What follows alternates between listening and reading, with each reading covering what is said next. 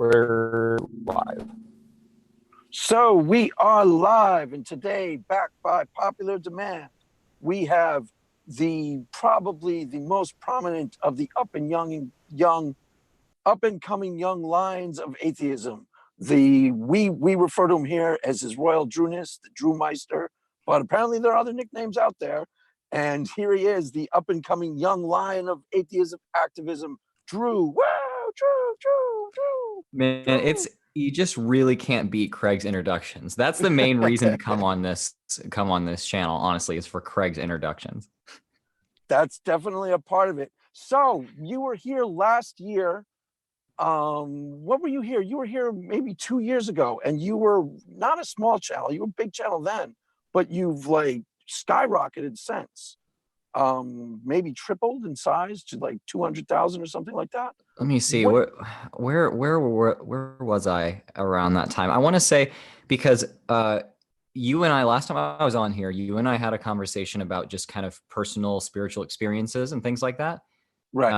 And then I ended up deciding, hey, I should make a video. And then I like linked back to the conversation that we had. And I'm trying to remember when that was and how many subscribers I had. I want to say it was around 100,000, but maybe less. I'm not sure. It was like, as I remember, it was like you had like 80,000, and then you've grown. That sounds about right. A lot.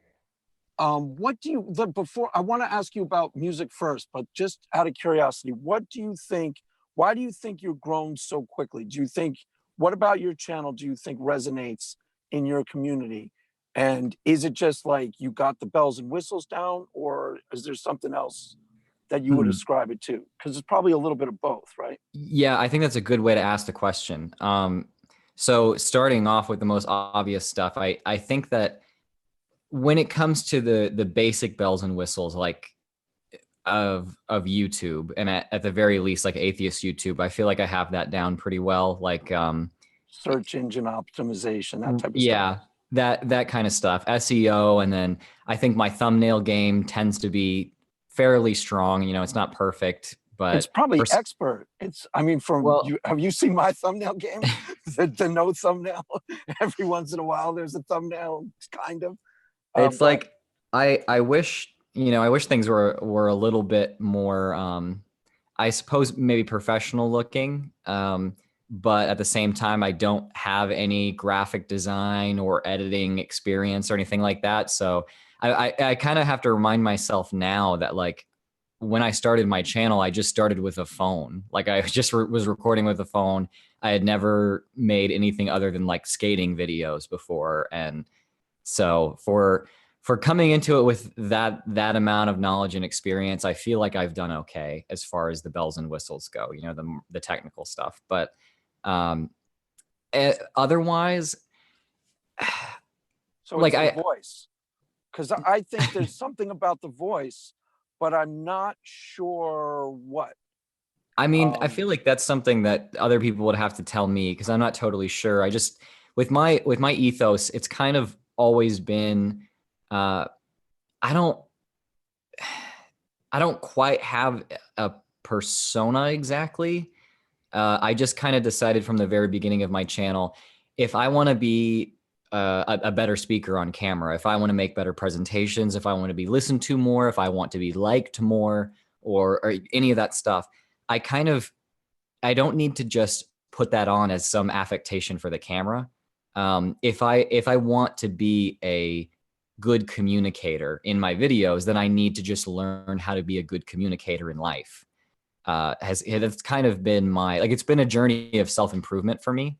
Right. And I think that with all the imperfections and that I make along the way, I think that people see that my like brand, so to speak, is me, I guess. And so I think that kind of resonates with people, especially because I put my personal story out there a lot. And yeah, I think that's probably what people latch onto, is just that like you're watching me, that is me. You know, you do know some things about me and understand me a little bit by watching some of my videos. Not perfectly, but I think people like authenticity, and that's something I try to be all Right. about. Yeah. No, Like, that you makes know, a lot of sense to me. So in other words, you have a brand and that's identifiable by watching your channel, but your mhm. brand actually corresponds. It's not an affected persona at all. It's basically you telling your story about atheism as cleanly and as authentically as possible to the Yeah. best of your ability. Is that kind of what you think? Yeah, yeah, that's kind of how it is. It's and you understand this better than anyone, but my ethos has always been very punk rock. Maybe that's a Yes. maybe that's something we'll talk about in just a bit. But my ethos has always been the very DIY, authenticity centered kind of thing. You know, like I can't sacrifice the art for the popularity of the art, kind of thing. You know? Right. Okay. So let's start with that. Let's start with that because that's fun, and I wanted to get into that. I watched, I think, the stream with you and your wife, and I think you mentioned that when you were growing up. I think this came out of your mouth. I'm not sure, but like for example, they told you not to watch Queen because you'd get gay demons. I Yeah, think I yeah, think that came from you, right? Okay. So yeah. so tell us where you connected with punk rock when you were a evangelical Christian? Mm. Because you were a committed Christian when you were 15, 16, right? Oh yeah, absolutely. I mean, I was a committed Christian up to 21. So In how did you first get a wind of punk rock, and tell us about that? Because you did so have a couple bands too. Go ahead. yeah, so I think it starts with a lot of kids with skating. So like I have a chronic illness. I was told around 13 or 14 that if I didn't get really regular exercise, then my nerves were going to be shot by the time I was older, and I was going to have all of these issues. I needed to exercise like a good amount in order to counteract this. And there was like no medications available for treatment or anything. So the doctor is basically like, you should exercise You a should lot. skate.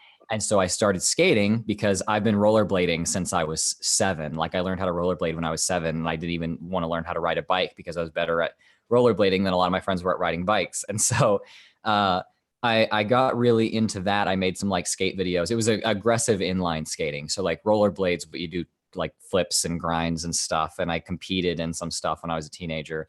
And Right. there was a lot of punk rock in that. I mean, I'm sure you know, there's punk rock in the Yeah. skate scene anywhere you go. Um, Yeah. Skate punk was a whole subgenre of music yeah, too. There's probably, yeah, I don't know it well because we were skaters too, but we were more just playing around with it. Like we just, did stupid stuff on skateboards. Basically, yeah, we weren't like really serious about it. It's yeah. different. It's probably different where you were growing up, but go ahead. I mean, so yeah, I got involved with that, and I actually kind of started on YouTube, me getting involved in all this stuff because I found some other skaters that did what I did, and they made some videos, and like we weren't like professional level or something. We just made fun little videos, and a Right. lot of these skaters made videos that had these songs in them that I'd never heard. And growing up, it's one thing to grow up like conservative Christian, and then it's another thing to grow up independent fundamental Baptist in the Bible Belt. Right. And so So I had never heard of it's punk next rock. it's next level, right? It's totally Yeah, like they're trying to keep all that. Like you wouldn't even go to an R-rated movie probably when you were 13, I right? wouldn't even go to a PG-13 movie when I was 13. Right. And you might not even listen to like Christian metal because someone's No, like, no, that's not kosher, right? absolutely. Right, right, Like exactly. this is another planet. Yeah, yeah. I So wasn't this, raised Christian at all, so this is like totally foreign. Go ahead. yeah. Well, I mean, even like with you now, with you and your practice of Christianity now, this is still kind of foreign. Like this is still not your Right. world. Yeah, I This, got that with Objectively Dan. Like he was kind of like, how, weirds him out still. Like, wait, how are you a Christian exactly? Yeah. Um, Go ahead. so I started getting into all these songs that I heard in skate videos, and then I just being a kid with kind of like a voracious appetite for like stimulation and creativity and stuff. And like, I didn't have anyone around that would got into anything that I was into. So I just decided to explore things solo. I started sneaking into guitar stores so that I could teach myself how to play guitar with YouTube tutorials, like in the little like practice spaces that they would have. Yeah, yeah. And I just played along to like Ramones songs, and yeah, just Wow. that kind of I thing. mean, And then I basically did the same thing, except it was totally above ground, and you played Led Zeppelin, Pink Floyd, like everyone yeah, did Stairway to Heaven. yeah, It was this, but it's the exact same idea. But nobody was like, "Don't do this," or "You have to sneak off to do this." You yeah, know, everyone I know took guitar, and everyone I know learned to play Stairway to Heaven and Wish You Were Here. That was like the yeah. first thing everybody learned how to play. Go ahead. Whereas, I actually started learning bass first. I learned bass first, and I had a band before I even played guitar. And then I started playing guitar, and then I had just a couple of bands. We didn't go and play a whole bunch of shows or anything. It was just fun, and we play for our friends or something. But we had a legit practice space of at least sometimes with some of these bands. And But were you playing the Ramones? Were you doing Ramones covers? That'd be uh, cool. no. So the first thing I've always done, it's always been originals. All the music I've ever done has always been just stuff I write. Um, Cool. and so at the beginning, it was just it was pretty early Ramones inspired punk type stuff. Right. So like three Like, chords, really fast. yeah, yeah, We're coming to get you. definitely. We're coming to get you. We're coming to get you. Like that type Uh-huh. of stuff. Yeah. And I played like this distorted bass, and then when I started playing guitar, I got more into I got pretty into Black Flag. Right. Actually, Black Flag's Nervous Breakdown EP is still my favorite piece of music that I've ever Oh, experienced. that's pretty interesting. Because And that must be a different planet. I can't imagine channeling that in through being a fundamentalist Christian yeah, because you think it's like so dangerous and cool and exciting. mhm. But I don't know how I would even process that because I don't think I got into Black Flag till like college, like maybe So 10th grade of college, sophomore year. Go ahead.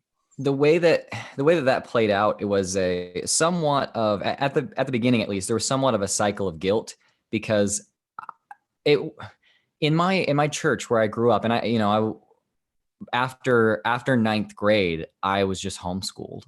Um, and so Wow. I didn't Okay. have like school friends. It was just my youth group, and I was at my church 3, 4, 5 times a week. Um, and so these were all of my friends. Were all at church. A lot of them weren't even allowed to listen to, like, I don't even mean Christian rock, but I mean Christian contemporary. I mean, I knew Right. people. Hillsong, right? Yes. I And I Bethel is grew up probably controversial too. Like Bethel is, I I grew see up in a there's church controversies. where the most basic Hillsong praise songs were considered like anti-Christian because they had drums in them. Like Wow. those were my friends. And meanwhile, like I would hang out with some people who could get away with listening to some music and stuff after a while. And I had some skater friends who they did not care. They didn't even like they knew I was Christian, but they didn't like talk about any of that. They weren't associated with anything like that.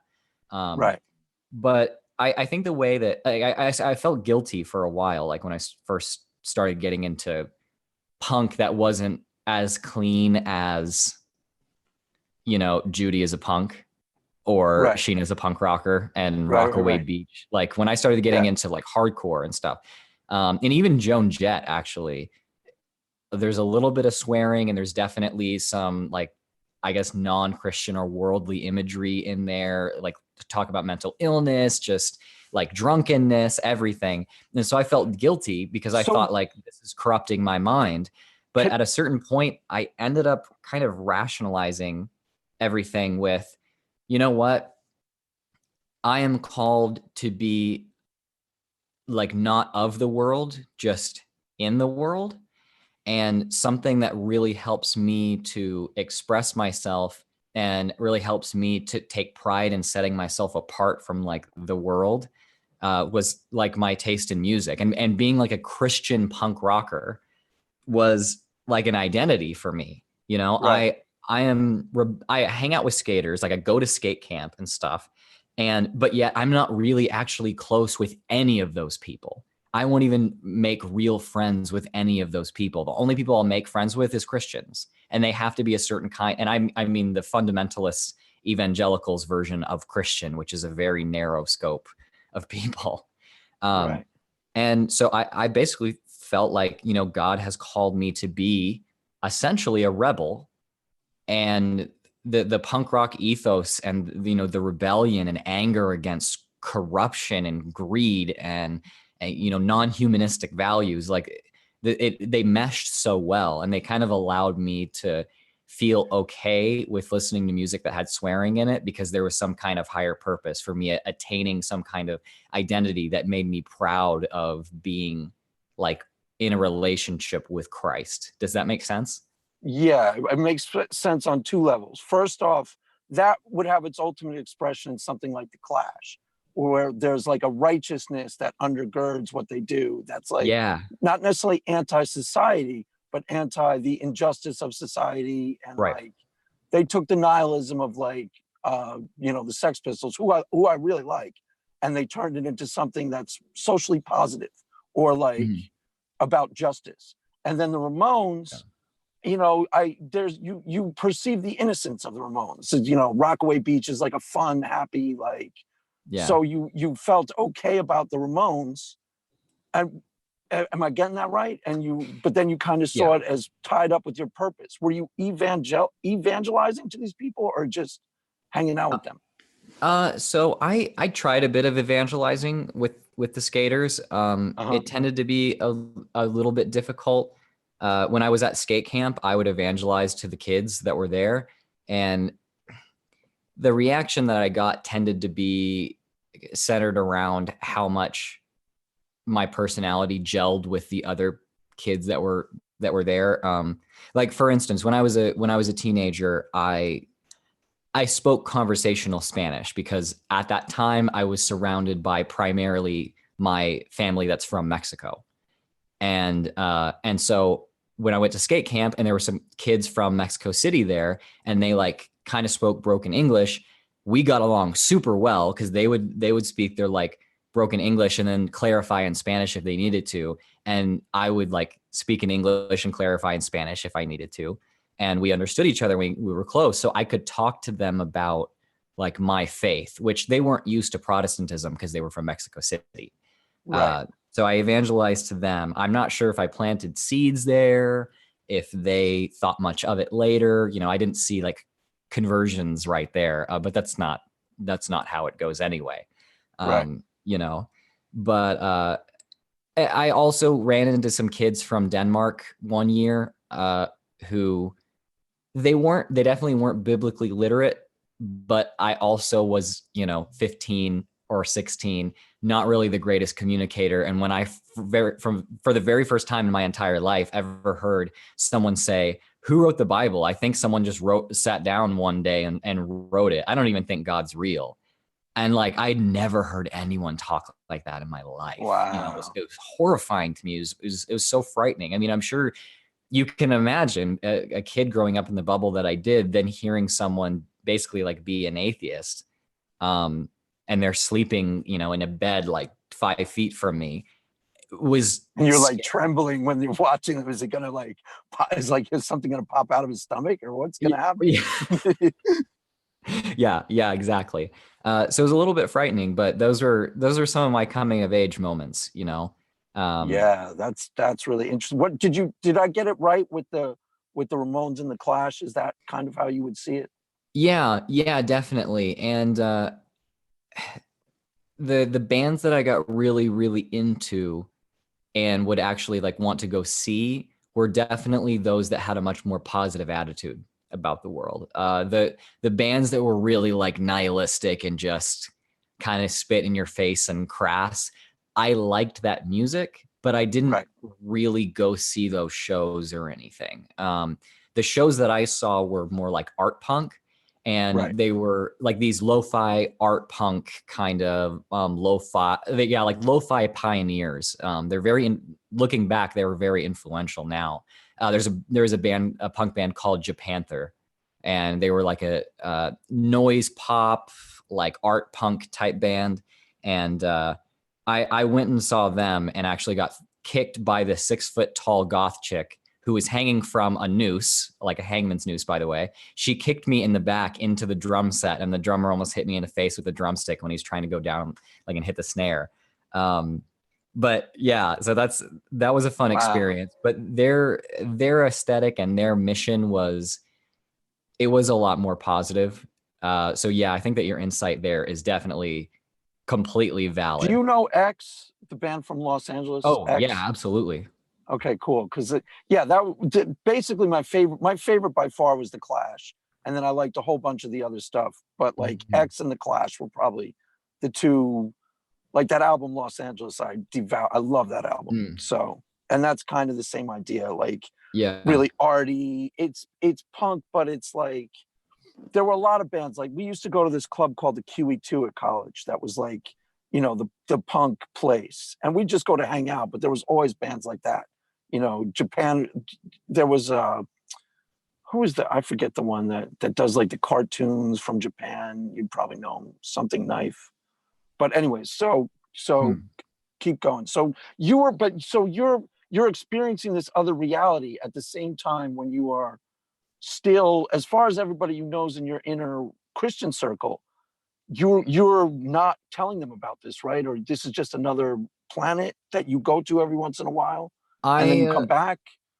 Yeah, as far as the shows go, like I at a certain point would talk to my mom about this stuff, and my dad was, he grew up much more conservative than my mom. He wasn't even allowed to listen to music. And no, I don't mean secular music. He grew up not being allowed to listen to music as an activity that is not allowed. You're only allowed to sing hymns in church. That's it. That's the only place music can come in at all. My mom, Wow. on the other hand, was pretty encouraging of me writing music from a young age and playing, and she'd give me criticism of the stuff I would listen to, and kind of give me warnings of, don't spoil your mind with profanity and stuff like that. But otherwise, she all things considered was very encouraging. And so it got to a certain point where, I was about 17. I had graduated high school already. I was basically in a year where I was making my own schedule, and I was just doing something called clepping classes, like studying a bunch and then taking classes or taking tests that allow you to just skip college classes and get Right. credit. So I did that for a year when I was 17 because I wasn't ready to move away for college. And I, was really, really into punk and stuff. And my mom at that point was like, Drew, you skate like 8 hours a day, you play in your bands, you have a car, and, you have friends that like I've never met. And yet still you've never done anything irresponsible. Like I never came home stoned. Yeah, you I never never drank or tried. did drugs, right? No, Weren't I weren't never all even, these I weren't never all even these tried it. punkers drinking? And I mean, that was a huge part of it with It me. What so drinking wasn't as big of a thing, but with the skaters, smoking pot was definitely a big thing. Okay. And I passed joints like from we'd be, all hanging out in like a circle or whatever, and I just have my water bottle, and they'd be like passing a joint around, and I just take it and So pass it to the next person. But I never did anything irresponsible. So it got to the point where my mom had the most trust in me. And honestly, it was not misplaced because I never let her down with it. right. So you were like Because the designated driver of the crew. You were like the guy who's like the straight guy who's going to drive everyone home when they all get wasted. I mean, I guess we had somebody like that in our crew too. In high school, there was Stu Wilner, and he drove the car everywhere, and he wasn't drunk like the rest of us. So, I mean, I well, guess that person exists, so and he actually was a straight A student too. So there you go. Go ahead. the I kind of siloed different parts of my life. So my church friends, like my friends' friends, they could get in my car and I would drive them. My Right, skater friends, not so much. I would just meet them places. right. I was younger than almost all of them too. Actually, maybe I was younger than all of them, except for some people that were at skate camp in California that I never saw again. But Right. the people in Texas that I would hang out with and skate with tended to be 20 or a little older. And they were just kind of like the stoner types who just wanted to go out and skate, and they hung out with a random 16-year-old, which was a little weird. But yeah, I didn't even allow those people into my life enough to be their designated driver. I would just like I would show up at the skate spot and like, wax down the ledge or whatever we're skating and like sweep and stuff. And then we'd be ready and we'd hit like, you know, a nice 4-hour session, and they would like have 2 beers and smoke a joint or something. And I'd be just like, no, I have my Gatorade, I have my headphones in, like I'm not paying attention to that. I'm in my own zone. Like I never even asked questions about what they were doing. I wouldn't even look at them when they were like smoking and stuff. Like I had actually been around people smoking weed several times. But I had never seen flower before. I'd just seen like a joint from afar because I like averted my eyes and stuff. So Wow. that's how intense it got, you know? So, but because unfortunately, it was such that even the people who didn't, in a church that didn't know I did that, which was probably 99% of people, Mhm. you know, they had no idea I hung out with non-Christians ever. Right. Uh, And they'd and probably even, be shocked, right? They'd be appalled. yeah, yeah, Even just you but being there, they'd probably be like beside themselves. yeah, yeah, oh, absolutely. But people started realizing that like I had a car and I would show up to Wednesday night like youth service, and I'd be playing music out of my car, and the music was like not Oh not yeah. loud, but just like like just listening to my radio. But I'd turn my, you know, open my door, turn my car off and stuff, and for a split second, someone could hear, you know, Yeah. Oh, Sheena is a totally. punk, like Totally. Totally. No, nosy church folk 101.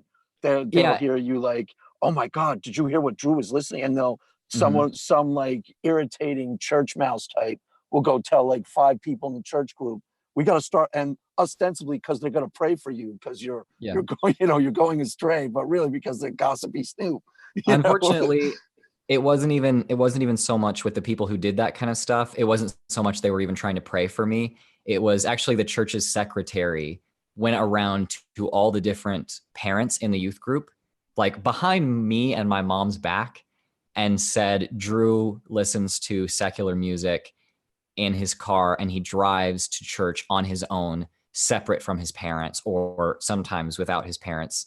And like, did you know that he goes to the skate park on Thursday nights? And he has videos of him on YouTube singing along with folk songs that are not Christian, like totally clean, by the way.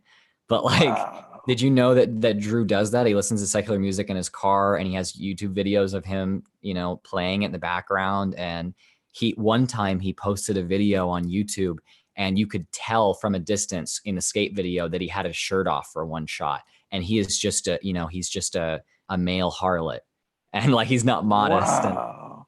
and honestly, like I knew few people who were as like into their Circumspect personal. as you. I knew few people who were as like deep into their relationship with Christ as me.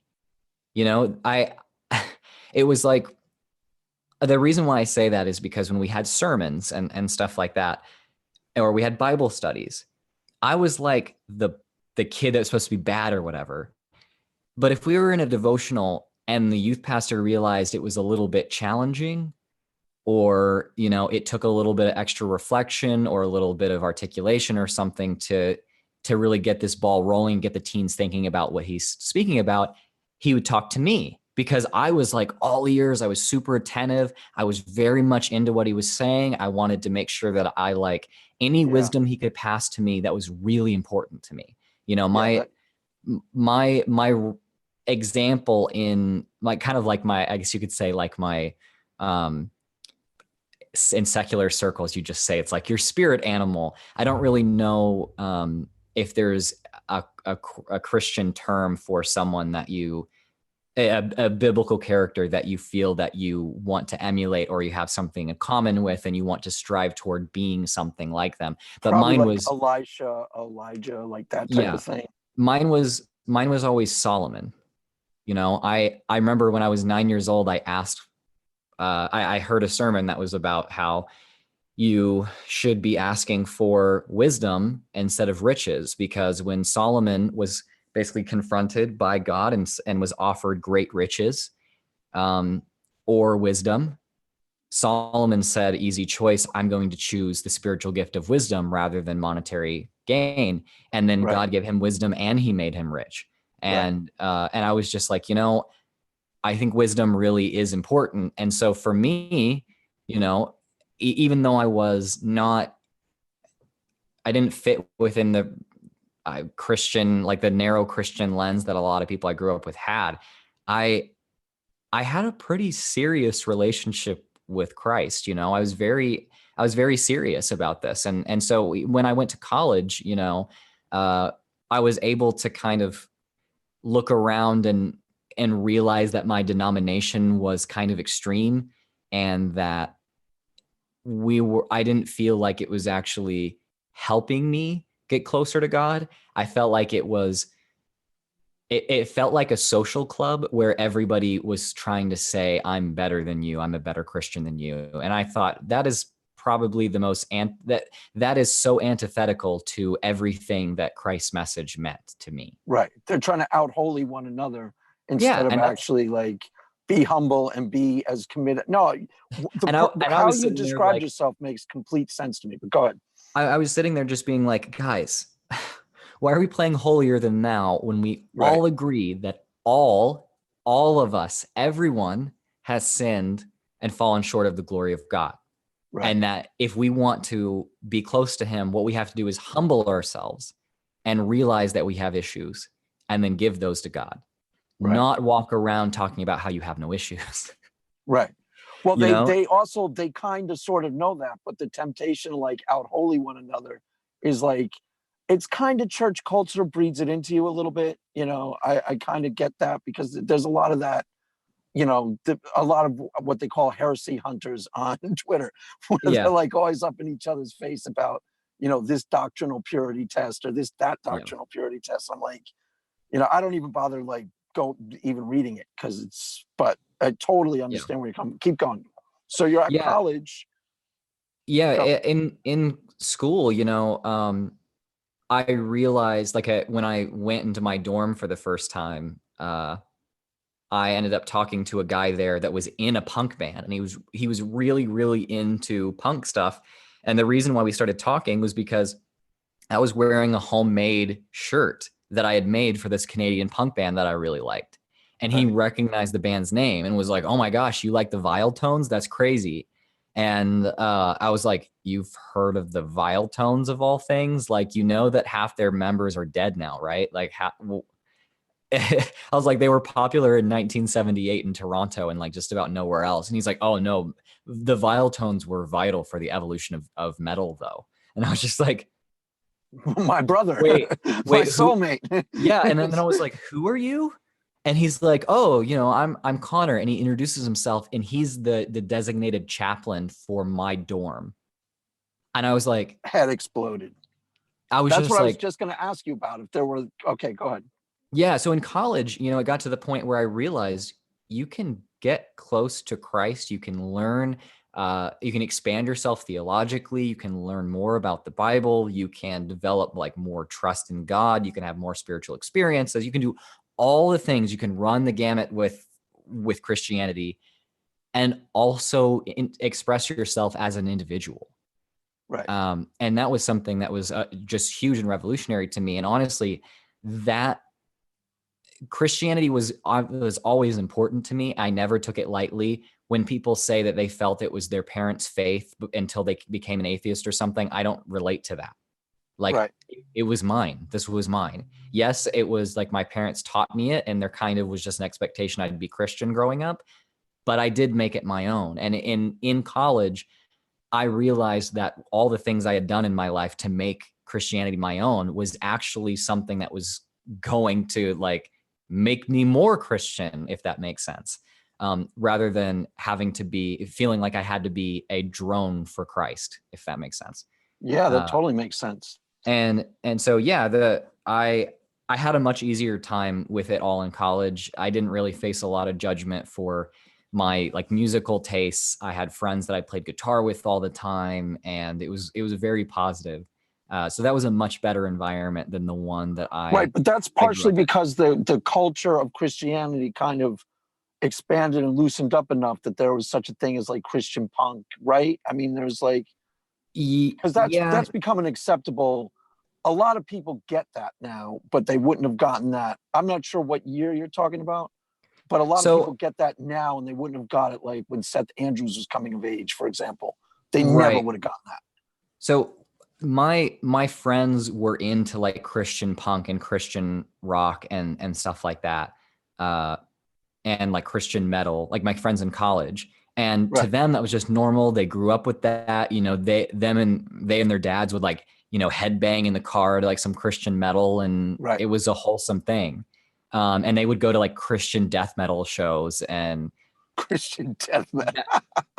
there's actually some pretty. I'm a critic of a lot of like Christian rock, but there's some Christian death metal that's pretty legit. It goes pretty hard, honestly. Very That's technically funny. proficient and interesting. I think that Christian, like really hardcore, like Christian metal, is where I feel like, to me, Christian music um, actually expands itself, or yeah, just Christian music as a whole expands itself into something that isn't just church music set to a different backing track. Like Right. it's actually an entirely different entity that can be appreciated as a completely different artistic form, whether you're even Christian or not. So Uh, it's got musical, it's got originality and musicality to it yeah, that's it's got taken on integrity. Yeah. a life of its own. I'll tell you a really funny story, then I'll let you get back. When I was Mm. in college, I did not know any evangelical Christians growing up. And but when I was in college, there were these frat guys next door who I really liked. They were metalheads, and they were into like everything, like Sabbath, Kiss. And I used to, when I was coming home from the dorms at like 3 in the morning, they'd still be up. So I go hang out in their dorm rooms.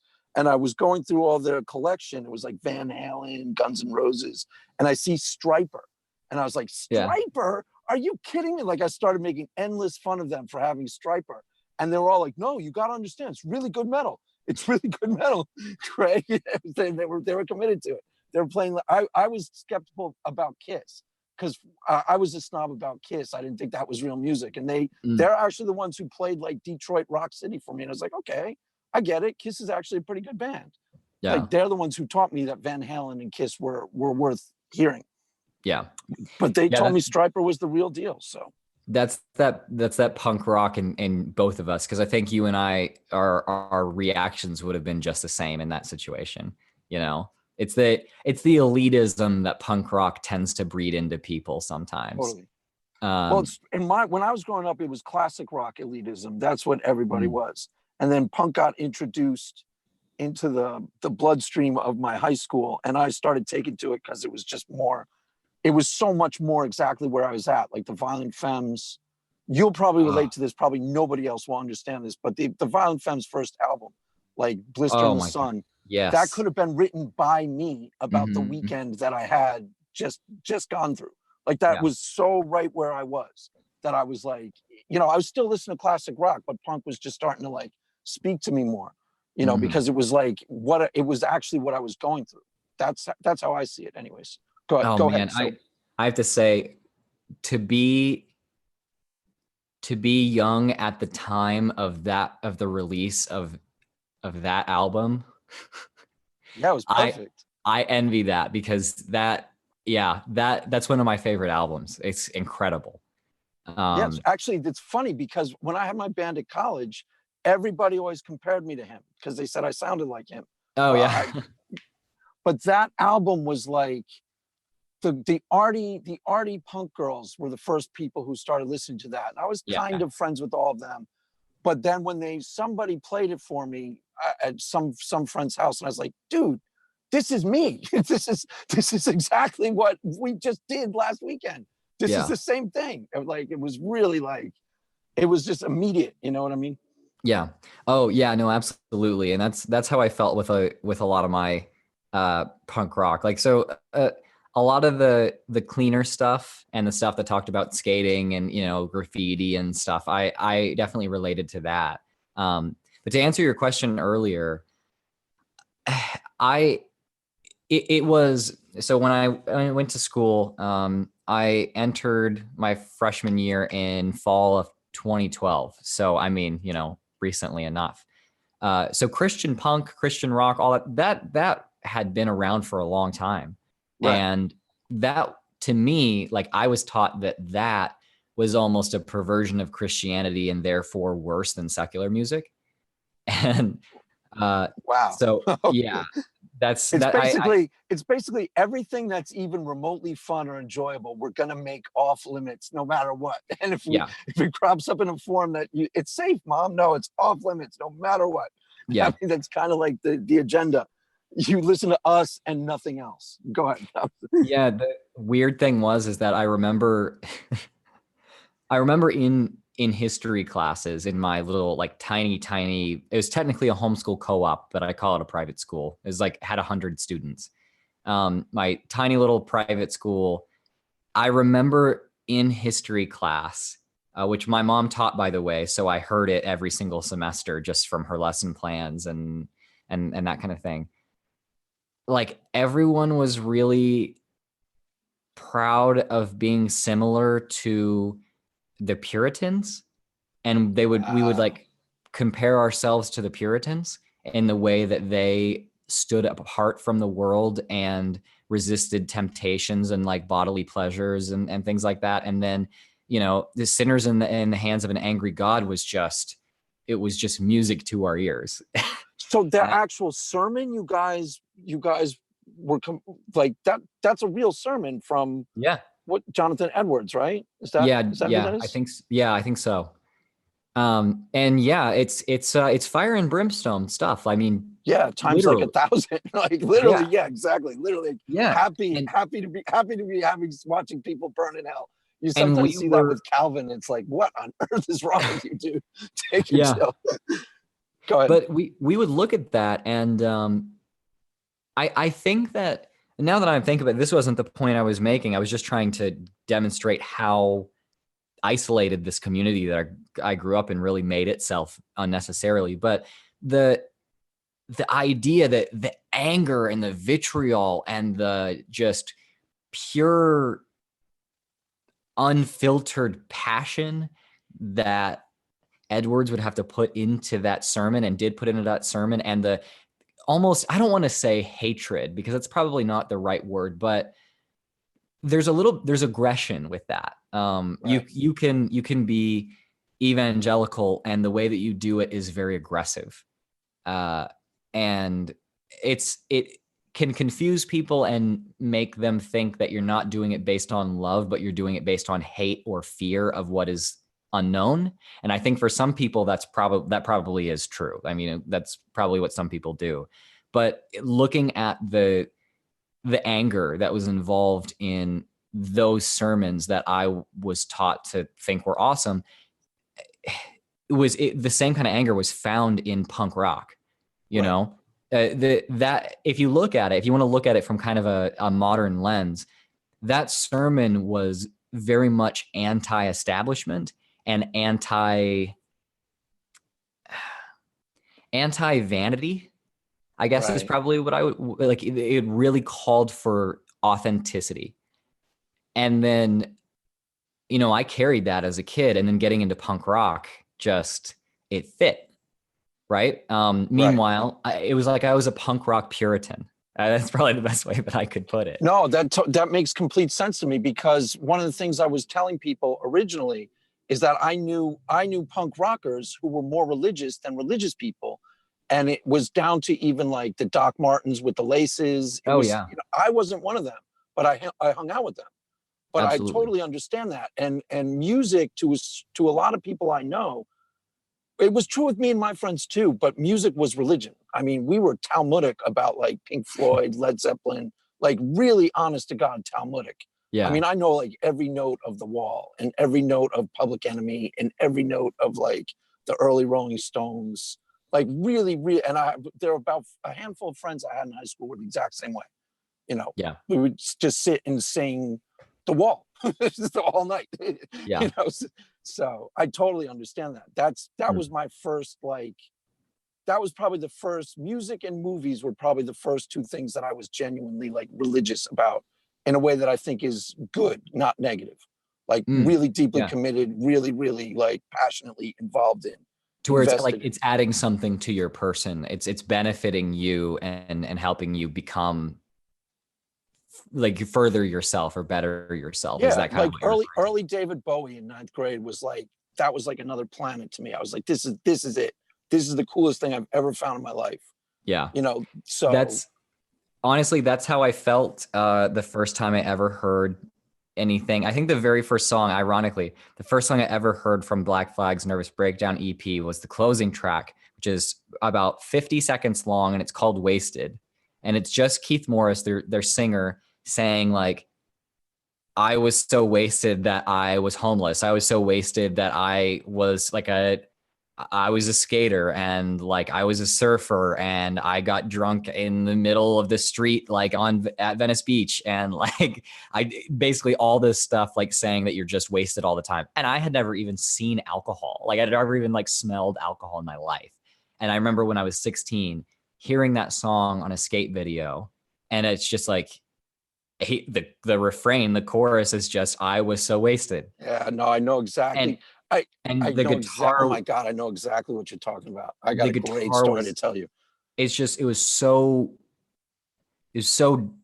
dirty and driving, and then his voice was so guttural and gross that I was like, This is it. This is I this is the stuff, man. This is what I it, need.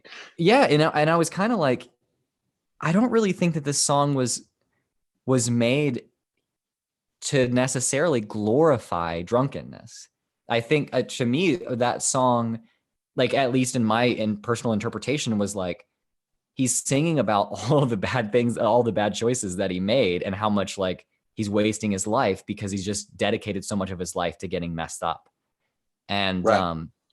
the rest of the EP is all just like, I've put myself in this situation and it doesn't work, and I'm super frustrated and I don't know what to do, and there's like this righteous struggle. At least that's how I interpreted it, right? And that message, along with like the really just guttural, it was just as in your face as Sinners in the Hands of an Angry God.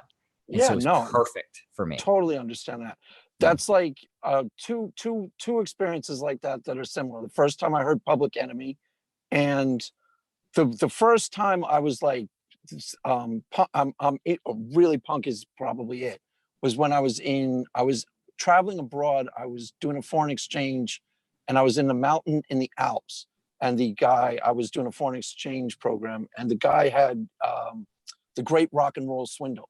So everyone went to sleep, and I put his headphones on. And I was like, I'd heard of the Sex Pistols, but I wanted to like check it out for myself.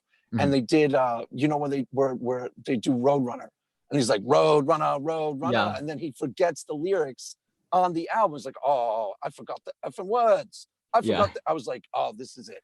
This is exactly what everybody said it was. Like, I was hooked right then. Yeah. Like, I totally understand the experience. But it was the same thing with Public Enemy. Like, the people who were the punks started, like, because the adrenaline rush in Public Enemy and the aggression is like next level. You know, it's so much more Yeah. hardcore, that the punks were the first person to discover them. And they were like going into the city and going to, like, you know, different like rap shows in the Bronx and stuff, and coming back and telling us, no, this isn't it anymore. This is the new stuff. You know what I'm saying? Yeah. So yeah, I totally understand it. I totally relate to it. Yeah. As I got into college, and I think that I became more, um, maybe I had better self-worth or just better self-esteem or something. It it was because of, actually just being accepted and being able to live the way that I felt was best for me, and seek God in the way that I felt was best for me. Um, and everybody else around them encouraging me in doing that. And I was able to branch out into different kinds of music that wasn't just so aggressive. Right. Because as a punk rock elitist, I pretty much just listened to uh, more classic type punk, and then hardcore and some thrash. And I didn't listen to like new hardcore bands or metal bands or something. The only new bands I listened to were underground art punk type stuff, like Right. Japanther. There's this band called the Death Set, like stuff like that was what I was into. But as I think I grew out of adolescence and grew out of my adolescent Christianity, um, I expanded my horizons more. And it's funny that you bring up like that specific song that the Sex Pistols covered there, because one of the people I started getting into It's uh, Jonathan Richman. was Jonathan Richman. Yeah. Yeah. And he started off closer to the punk rock ethos. You know, he was kind of a punk folk pop He's considered guy. like a proto-punk. Like he always makes the Modern Lovers always makes like the top 500 albums of all time. It always Yeah. lands at like 70 or something. It's really good. Yeah. I mean, that song is classic, and it's totally punk in a like weird sort of, college radio way. Yeah. I Yeah. love that song. I think that's a Right. brilliant song. And Roadrunner. so I started getting into the Modern Lovers, and do you remember the song "I'm Straight"? Yes. And Yes, I do. I don't know it essentially well, but he's just complaining the entire time that people are hanging out with, and like people that he cares about, and specifically a girl that he cares about is hanging out with hippie Johnny, who's always stoned and he never gets anything done. He's just kind of wasting his life. And yet he's standing here like, he said, I think the refrain is, "I'm straight and I want to take his place." And yeah, I remember being like, my rebellion against the world has started to shift away from having to scream that I am, rebelling against worldliness and toward Christ. And it became a little bit more like I could voice my rebellion in a more mature way. Like I had a little bit of a longing for, if someone was having bad influences around them, like the skate kids that I hung out with in high school, I wished that I could almost go back in time and be a good influence on them now, because now that I'm more mature, less angry and stuff, I think I could be. And so I started expanding myself with music and getting into stuff that was less angry, and I actually had a ukulele band. And it was kind of like a ukulele pop punk band, kind of inspired by Jonathan Richman's very singer-songwriter stuff. Yeah, I know that stuff. The like summer feeling, that type of thing. Right. Summer feeling, doop doop. He does that. He does a whole albums of that. The perfect song to exemplify is, I think it was just a B-side that he did, but do you know that song "Vampire Girl," Jonathan Richman? No, I don't think so. Or what about the song? Oh God, no, I can't. I'm blanking on the title. Jonathan Richman went on Conan, really in the early days of that show, and played a song about riding the bus and how much he likes to ride the bus because he likes to people watch. And it's very colorful and cartoony and kind of cute. And I got very much into expressing myself in like that same way through. Did you listen to like some of those bands that took that page, like They Might Be Giants, and like who's like not Husker Du, but who's the one that's kind of similar? There's a whole like poppy sort of college radio whimsical punk stream. Right.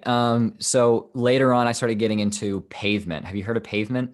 Yeah, I know. I don't listen to them, but I know who they are. I've never really checked them out though. I couldn't listen. I mean, actually, I want to say for probably at least about 5 months, if I'm not going to exaggerate, I don't think I listened to anything but Pavement. Really? And and they were very like noise punk, and I started getting into this really had nothing to do with Christianity at that point. My identity felt very solidified, and I didn't feel like I had to be rebellious in everything I was doing. So I was into Sonic Youth, and I was into Pavement. I started getting into like early Weezer and Radiohead stuff, and that kind of thing. But the art punk and definitely Weezer, Radiohead. I could have guessed those. Superchunk is in there, and like, I'm not crazy about it. Sonic Youth, my brother-in-law worked with them a little on the newer stuff. Yeah, you're probably one of the only people who know Mission of Burma. He produced them. Do you know Mission of Burma? That sounds familiar, but it's not. It's really in the same genre, a little earlier on. Okay. In the 90s probably is when there was like the whole genre you're talking about was like college radio post-punk type stuff, where there's a lot of bands. I mean, most of the ones you mentioned I know sort of. Camper Van Beethoven's another one that you might know that I like. I saw them live, I think. But anyways, go on. I didn't mean to cut you off. Go ahead. No, I mean, I guess where it kind of ends up tying into to Christianity. Oh, this actually, it's related to the show that, like, you know, our stream we had however long ago. So you know how we talked about my personal experiences, like my spiritual experiences and stuff in our last stream, and then I made that video about it. Yes, totally. And I don't expect you to remember, but I played a just an acoustic guitar piece in the background while I was telling a story. So originally, I actually was going in making that video. I was going to tell the story behind me having a spiritual experience and writing that guitar piece that you hear in the background. Right. Uh, but I decided that for a video to get that much exposure, it just was like too personal, because it ended up being, I was very much into like to Sonic Youth at the time. Right. And so I was experimenting with these very quiet, loud, contrasty, noisy recordings that I was just lo-fi recordings that I was doing back then. And I was pretty much soon to be married, and I was staying in I live in Texas, but we were in Ohio, and we got married in Ohio. And we were living in Ohio for about a month in preparation of the wedding. And just to paint a picture, I literally, it was a mission house that was provided by a church that we were staying in, and my wife's parents are all upstairs, my wife's upstairs, and I'm just staying in this basement of this super old house, like next to the boiler. And I'm sitting there at 4 a.m. after doing my, like, I finished my minor in Bible in that basement, by the way, doing online classes. But I would, you know, finish my like Bible homework, and then like I'd play music falling asleep. And I ended up just, after writing a paper about Ecclesiastes and the nihilism within Ecclesiastes in my poetical books class, I started thinking, I started getting a little bit nihilistic, and just thinking that I'm about to get married, and this is a relationship that I want to last forever. And for the very first time, I had felt my rebellion actually be something that went against like the God that I thought I knew. And it's like, oddly enough, I had this spiritual experience where I like communed with God, but also was angry with him at the same time, because essentially I wanted to be in this relationship forever. That's why I'm getting married. And I didn't Right. believe that you are married in heaven anymore. So what? Like, we're gonna get to our 70s or 80s, and then we're not going to, like, we're gonna die, and then I'm gonna see you in heaven, and we're not gonna be in a relationship anymore. You're just gonna be like anyone else. And I couldn't fathom that. And so I wrote this song that I I didn't tell anyone about writing until I was already an atheist, because I was almost so ashamed of it. But there is a song called Eraser, and it had these very floaty, ethereal kind of verses that used a lot of like poetic, ancient poetical book Hebrew inspired lyrics that wouldn't make Right. sense unless you kind of knew what I was talking about. Some like classical, like ecclesiastical, like language and stuff. And then I went into this big crescendo in the song where I'm just kind of screaming like, "You're the eraser, you're the eraser, you're the eraser." And I was talking about God erasing the things that I felt he and I had worked for in my life. Because by the time I get to heaven, I'm not going to be with my wife. I don't care about crowns. I don't care about mansions. I just want to be with my wife. Why can't I be with my wife? And that was something that So really disturbed can me. I translate back to you what I heard, and you tell Absolutely, me yeah, if I heard this correctly? yeah. So at 3 a.m, you're this. That's how I used to write songs. I used to just get chords, chord progressions, and then just try to feel what I was feeling. So at 3 a.m, you're tired, and you're starting to really get honest, find an honest place. And in this honesty, you started getting bizarrely mad at God in a way you didn't even know you were mad. Is that kind of right? Yeah, and I wouldn't even say it's probably a mistake for me to say even like mad at God. Well, And just probably something you found something. Then let's put it this way: you found something in your heart that you didn't even really know was there, and you're like, rah. Like, is that it? Is that more it? so kind of it that makes it sound like it had always been there. And the scary thing in that moment is that I didn't see it coming and I didn't think it was there. You know, there wasn't something before this telling me that it was gonna happen. You know, I didn't feel like I had Right. finally become my true self. I felt like in that moment I entered a state of disillusionment with the entity that I was closest to in life. You know, the person I was Interesting. closest to was my wife, and the being that I was closest to was God. And for some reason, those two things were kind of coming at odds, even In though, contrast to each other. right, even Well, the though Bible does tell you that, if you love your wife more than me, isn't it? Or is it your mother? Is it your mother or your wife? I You're supposed think, to put God first and your wife second. With me, yeah, it's easy. I love you, Jen, but it's easy, Jen. Sorry. I love her, but it's easy, Jen. Go ahead. yeah, and Had yeah, to do that. and I felt that it was an honest struggle. I, you know, Taylor and I like remained pure before marriage, and we had a great Christian Oh, I ceremony, forgot all and about that. So that probably and I mean, okay. we were in a way we were somewhat of a Christian ideal, and like we did everything right. Like her family is like had to come into the United States from the mission field where they were active, like in order to even be able to be at the wedding. Like the person who officiated was like in the family and was in ministry full time. The person that gave introductory speech like was my mom's like spiritual advisor that she had had since college. You know, we had like tons of missionaries there. We had people that were from Mexico there, and like we had my pastor at a reception that we had in Texas. Everything was pretty much done to a T, just as we were told that everything needed to be. Um, and so I was like, I don't have any kind of problem with going along with exactly how I feel God has planned all of this out.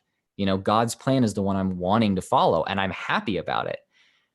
But then, like, I start having this existential anxiety that when I'm in, like, later, after I work to make sure that my relationship with Christ is so good and productive and whatever you want to call it, um, it almost seems like I'm slapped in the face for it.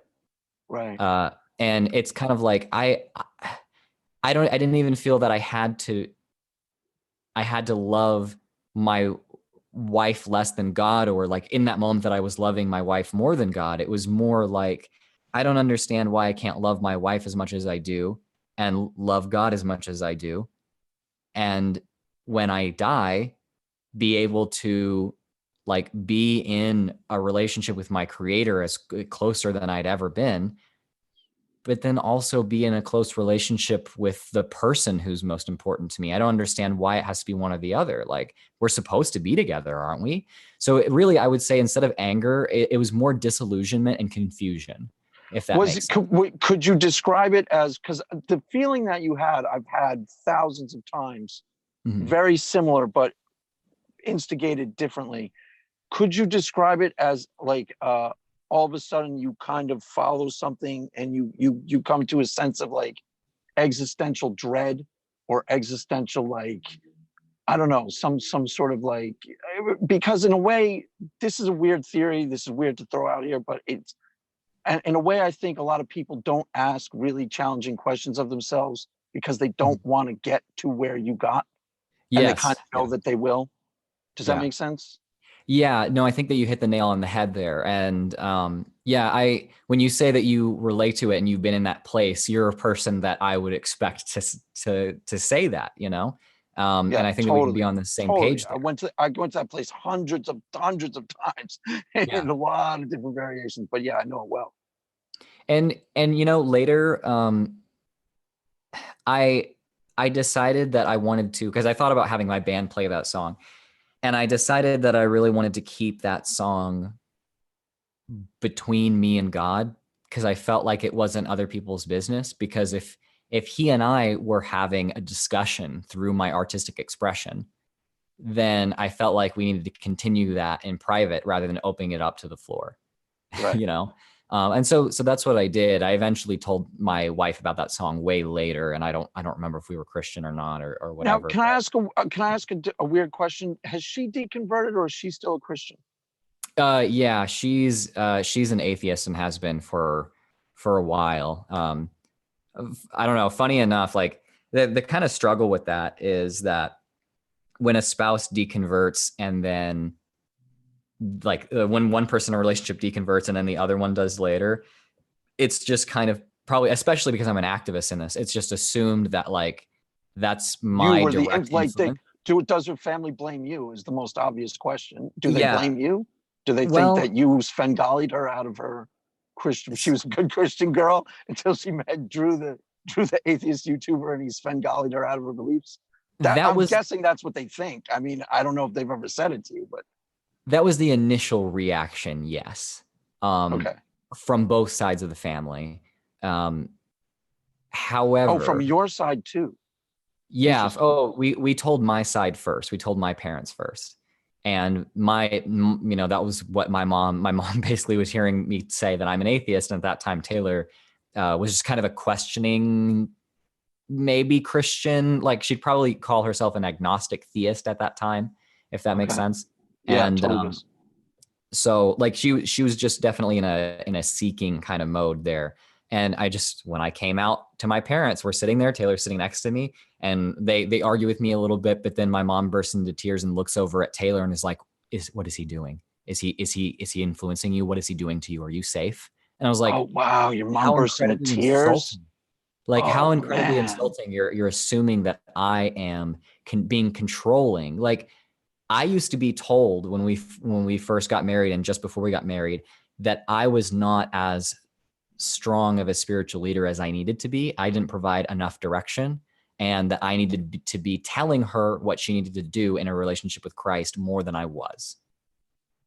Right. And then I become an atheist and everyone says, "Why do you have so much influence on her?"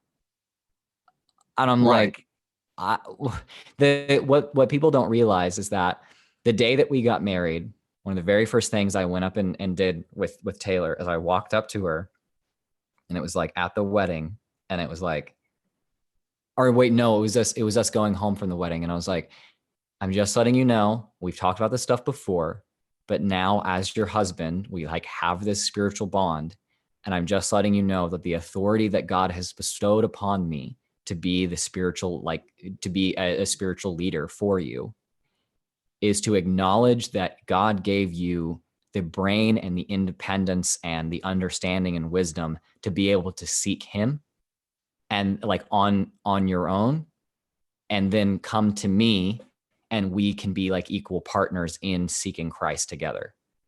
And so I think I jokingly said, like, by the power vested in me, and I thought this was what God wanted me to do, by the power vested in me by our Lord and Savior Jesus Christ, I am saying that I'm not going to act as a patriarchal spiritual leader. Only thing I'm doing in my spiritual leadership. Wait. So when you got married, you and her were really committed Christians to the point where you spoke that way behind closed doors. Is that what? Am I understanding that Oh, correctly? oh, absolutely. I mean, Because like to be perfectly frank with you, I'm not sure that I ever speak to my wife like that. I mean, it was, yeah, we were definitely, that was just kind of normal for us, us, Right. It's us yeah, I exploring. get that, but that was normal for you to talk. I'm sure there are a lot of Christians who hear you talking like that and go, yeah, of course. But Mhm. my wife and I started out secular, so it's totally different. Like we Yeah. started out, she sort of was a Christian, but she not really. She thought she was a Christian, but she really wasn't. Yeah. And so it was totally different. Our relationship was like, really secular and really worldly. Mhm. um I wouldn't even say that, except I get that you understand Christianese. You know, that you understand what that means because you know Christianese, but a lot of people wouldn't know what on earth I'm talking about. It was a Right. normal relationship as far as most people are concerned. You know, Yeah. we did all the, you know, the naughty stuff and even lived together and things like that. People in our church tripped out about it a little when we became Christians, but to us it was totally normal. So Mhm. there's a totally different reality that you were raised in almost completely, which is Yeah. really hard to process from the outside. I Yeah. think you know what I mean. Yeah. Yeah. No, I understand that. But let me see. Yeah. Okay. So the point that I was making there was, you know, I was basically like, I think that what God wants me to do in our relationship is allow us to act as equals. And if there's some kind of, you know, if God reveals himself to me or reveals something differently to me, then I will act in this way. But he never did. And I felt that what we needed to do is have a more egalitarian partnership, you know? Right. And that was borderline like sinful. No, it's you're To doing it for righteous reasons. Let me see if I can hear you. You're doing it for righteous reasons. You know it's right. You're kind of granting her, you're using your spiritual authority to grant her permission to be her own person. yeah, As weird as that sounds, that's what you were doing. yeah, And you know it's the right thing to do, but you kind of feel a little sinful and corrupt because you're giving her permission to, I guess, think for herself. Like a secular person would just, what on earth? What's wrong with you, Drew? She thinks for herself. Doofus. Yeah, you're the big well, spirit. You know, like a normal secular person would just be like, wow, is that presumptuous? But I totally and understand meanwhile, in your context. yeah, and meanwhile, you know, people on the outside, if they would have heard that, the people that I grew up with would have thought that that was a perversion of the, you know, the system of, or the family unit that God has advised for us to The create. mantle of authority that you were given by God to be, Yeah, that's what they would have objected to you to granting her the freedom. yeah, And the normal human being would object to you presuming that it was yours to grant to begin with. yeah, yeah, exactly. And but when we got to be like, when I became an atheist, um, the way that I think I actually got more hands off as far as that stuff went, because I was just like, because you know, I You were knew probably it was like, nervous. I mean, you probably were felt like you were being watched by your yeah, by your church, and like if you started leading her towards atheism, you know, you kind of know in the back of your mind that that's what people are thinking you're doing. So you probably were that's trying to be really careful not to do it. That's my guess. that's true. That, with as far as appearances go, that really had more to do with my parents and her parents than anyone else, trying to maintain like appearances, because it had to be very, very obvious to them for them not to freak out about it. But I mean, it was just like until Taylor said, yeah, I'm definitely not a Christian, I never debated anything with her. I never made any points. I never argued with her. I never brought it up when she didn't bring it up herself. I didn't answer questions that she didn't ask. I didn't recommend any books to her. I wouldn't even watch atheistic stuff around her.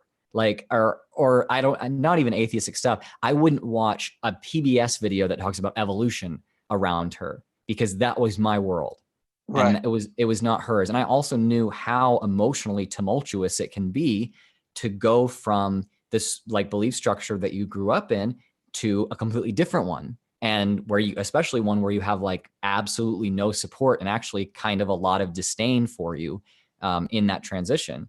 And you know, I was working at a Christian homeless shelter at the time, where if they found out I wasn't a Christian, I would get kicked off, and I would get Booted. kicked out, Yeah. fired, You and get kicked out. I'd never get a job in social work in that entire city again.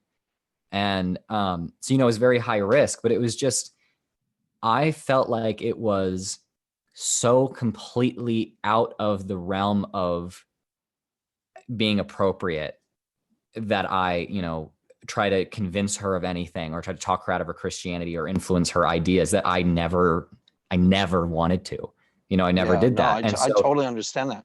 Ironically, paradoxically, is that probably spoke volumes to her louder than if you had tried to push it on her, then she might have not deconverted, ironically enough. I don't know. Like you could be right. It's funny how human psychology works. Like that could be the case. I'd have to actually. I think I'll ask her. I'm just thinking like she definitely noticed. If you, I take you at your word. It sounds very rings true to me that you went out of your way not to be atheist around her. Yeah. She noticed you doing that. And she put two and two together. She didn't necessarily connect that to atheism, but that probably spoke volumes. Do you know what I'm saying? Yeah. This is really important to him, and this is really meaningful to him, so much so that he doesn't even want to push it on me. I don't know. It's hard to explain, but no, I think that's, if you were trying to influence somebody, you couldn't have done it any smarter. Put it that way. You couldn't have done it better. The way that you characterize that puts me at so much ease, honestly, because I've explained this to a lot of people and few have repeated it back to me so perfectly. So thank you for listening to that. But yeah, I think you're probably right. That's my thing, as I try to figure out what someone's actually trying to hear, what's really going on, and piece it together. So yeah. And I think that, honestly, I think that maybe that's one of the reasons why we get along, is because that was if I was even trying at some level to influence her, that would have been my way of doing it, would be to just be like, I am not going to position myself as someone who can act as an authority or try to act as a teacher to you. If you want to figure this stuff out, you're really going to have to take it upon yourself to do it. And I think that, but in the meantime, I'm going to keep treating you with love and care. And if you have questions, that's the part that speaks the volumes. Yeah. That's the part where the atheists deconvert and they find a home with other atheists because other atheists are nice to them. And they handle their questions like, we care about you, you're a human being, and they take them under their wing. That's what Christians are supposed to be doing, but don't. And I think you know what I'm saying? Right. So that's what I'm saying is that's what I think that's just what decent people do. Yeah, totally. That's exactly what decent people do. But that really spoke volumes to her because she was watching you to see if you turned into the devil. Yeah. And you didn't. You turned into same old Drew, but he's really, really careful to not push this on me. So then she felt safe to explore it herself. That's how that worked. Correct? And yeah, exactly. And I had a whole journal, a whole secret journal that I kept at that time because I needed to talk to someone about this stuff, but I wasn't about to overload her with it. So I had a whole journal at the time, and I remember writing it's like, I honestly do think that at some point Taylor's going to shift in belief somehow. I don't know if she's not going to be a Christian or if she's just going to be, a little bit less conservative or what. I don't know. There's my influence is probably going to be felt somehow. That's just probably the way that, a relationship works. That's exactly how a relationship works. Yes. Go ahead. If she becomes even more Christian because I'm doing what I'm doing, or, as long as we can have a relationship that it's constructive and fruitful for the both of us, then it was ironically, I felt like that was the purpose that I wanted to fulfill in being a Christian husband, and I could still do it as an atheist. It's complicated, but I think I totally understand what you mean. Yeah. And it was just if she never changes her mind. Let's say, is this kind of what you mean? The part about Christianity that you may have actually liked and picked up by osmosis, where you would probably call it humanist, but it's actually Christ. I would call it Christ-like. You would call it humanist. But we both agree that it's decent and right and respectful. And that's the part where you kind of felt like you were maybe being more authentically Christian. Now you'd probably call it humanist, but it was the right thing to do. Does that make sense? Yeah. And I think you're right. So I think it ends up depending on your personal worldview and your own definitions of different terms. But, I have no issue with calling this kind of leading by example and influence through just love and compassion. Right. and Which patience. I would call Christ-like. And I'm totally fine with calling that Christ-like too, because that's when I was a Christian, that's what it was for me.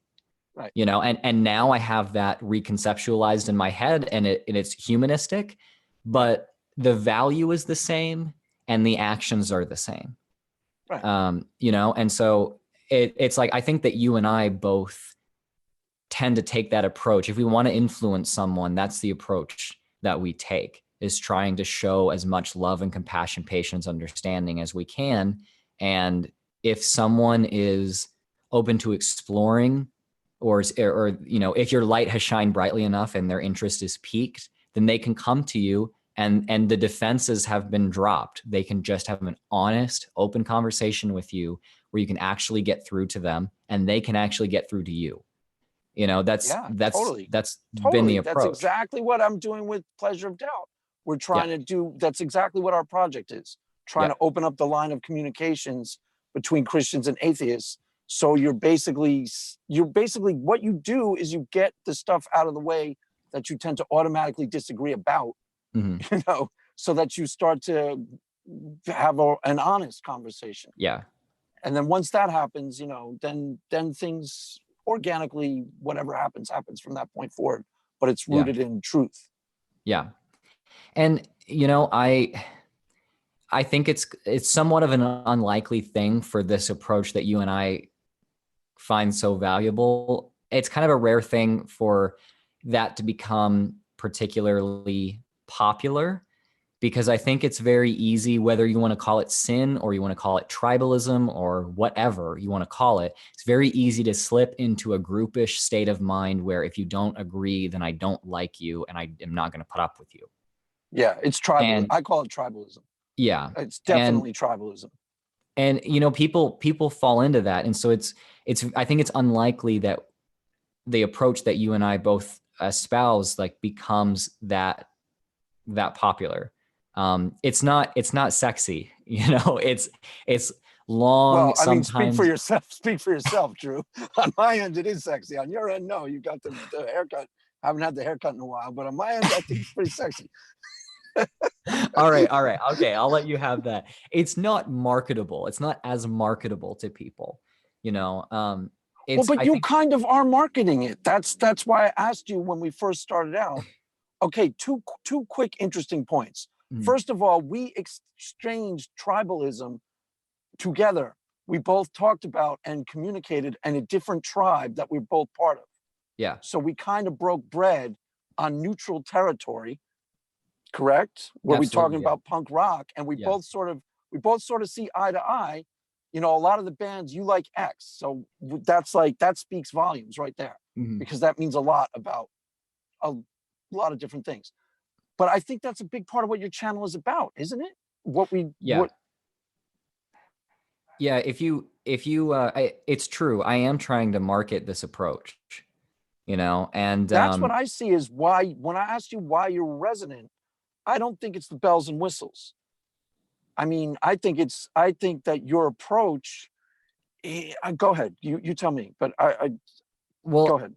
It's like, I'd like to think that that's what it is. But I also do know that in order to get to the point at my channel now where I am criticizing bad approaches of atheists kind of similarly as often as I am, criticizing a bad approach of any religious person, right. I've had to dress up a lot of my stuff and a lot of bells and whistles. I've had to make reaction videos and response videos, and I've had to, make funny stuff and jokes and skits and things that so you go played semi-viral. You played the game as a loyal member of the team and tribe to a certain degree. Yes, I played the role to gain notoriety and influence in the tribe, and then as soon as I had the power, I created my own message instead of just parroting what other people had said. And that was the goal the entire time. Right, because there are aspects about this is just a guess, but from what I think I know about you, there are aspects about being an atheist that are actually really important to you that don't necessarily have to do with God existing or not existing. Yeah. It's quality of argumentation.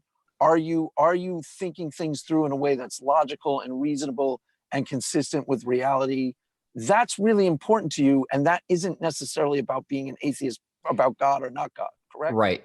Yeah, yeah, it goes far beyond that, and that's something that people can share with me regardless of whether or not they've reached the same conclusion, at least provisionally, about God. Like a theist, an atheist, an agnostic, a pantheist, polytheist, anyone can kind of be in that spot, you Right. know. And Well, because we're talking about underlying value structures and decency yeah, and the core of who you actually are, yeah, as opposed to identity. Go ahead. yeah, yeah, and so you know, I kind of, the way that you put it was good. I played the game until I got to a certain point where I was the game, you know, and it's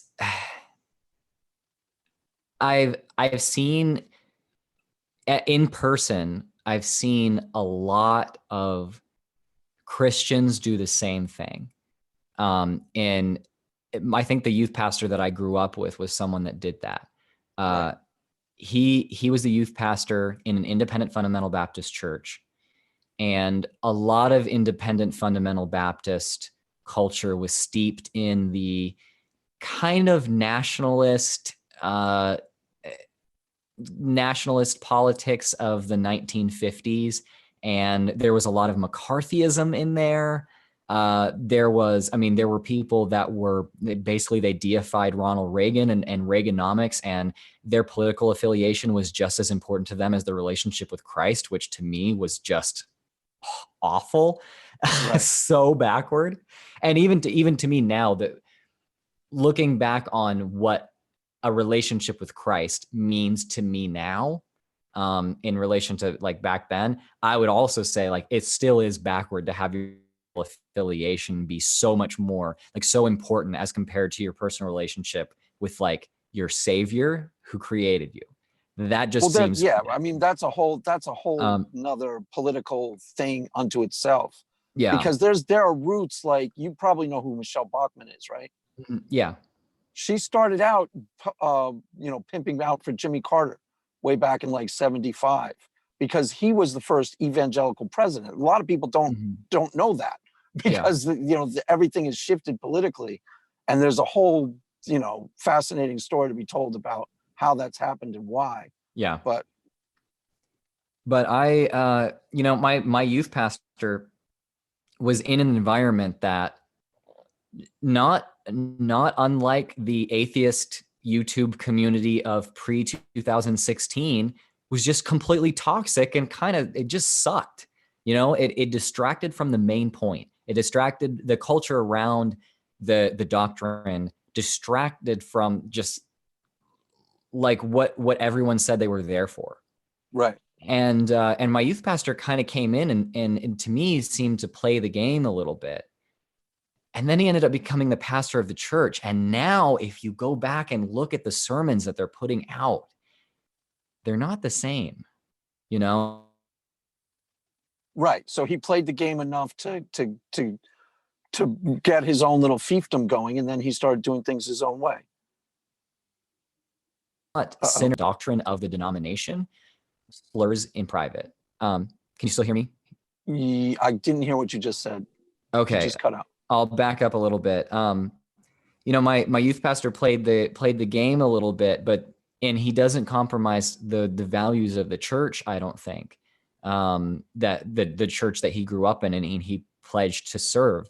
But I also think that in that church, there's a lot less using slurs for gay people in behind closed doors, like there used to be when I was a kid. Right. I think there's a lot less of, oh, the black family is sitting in the front now.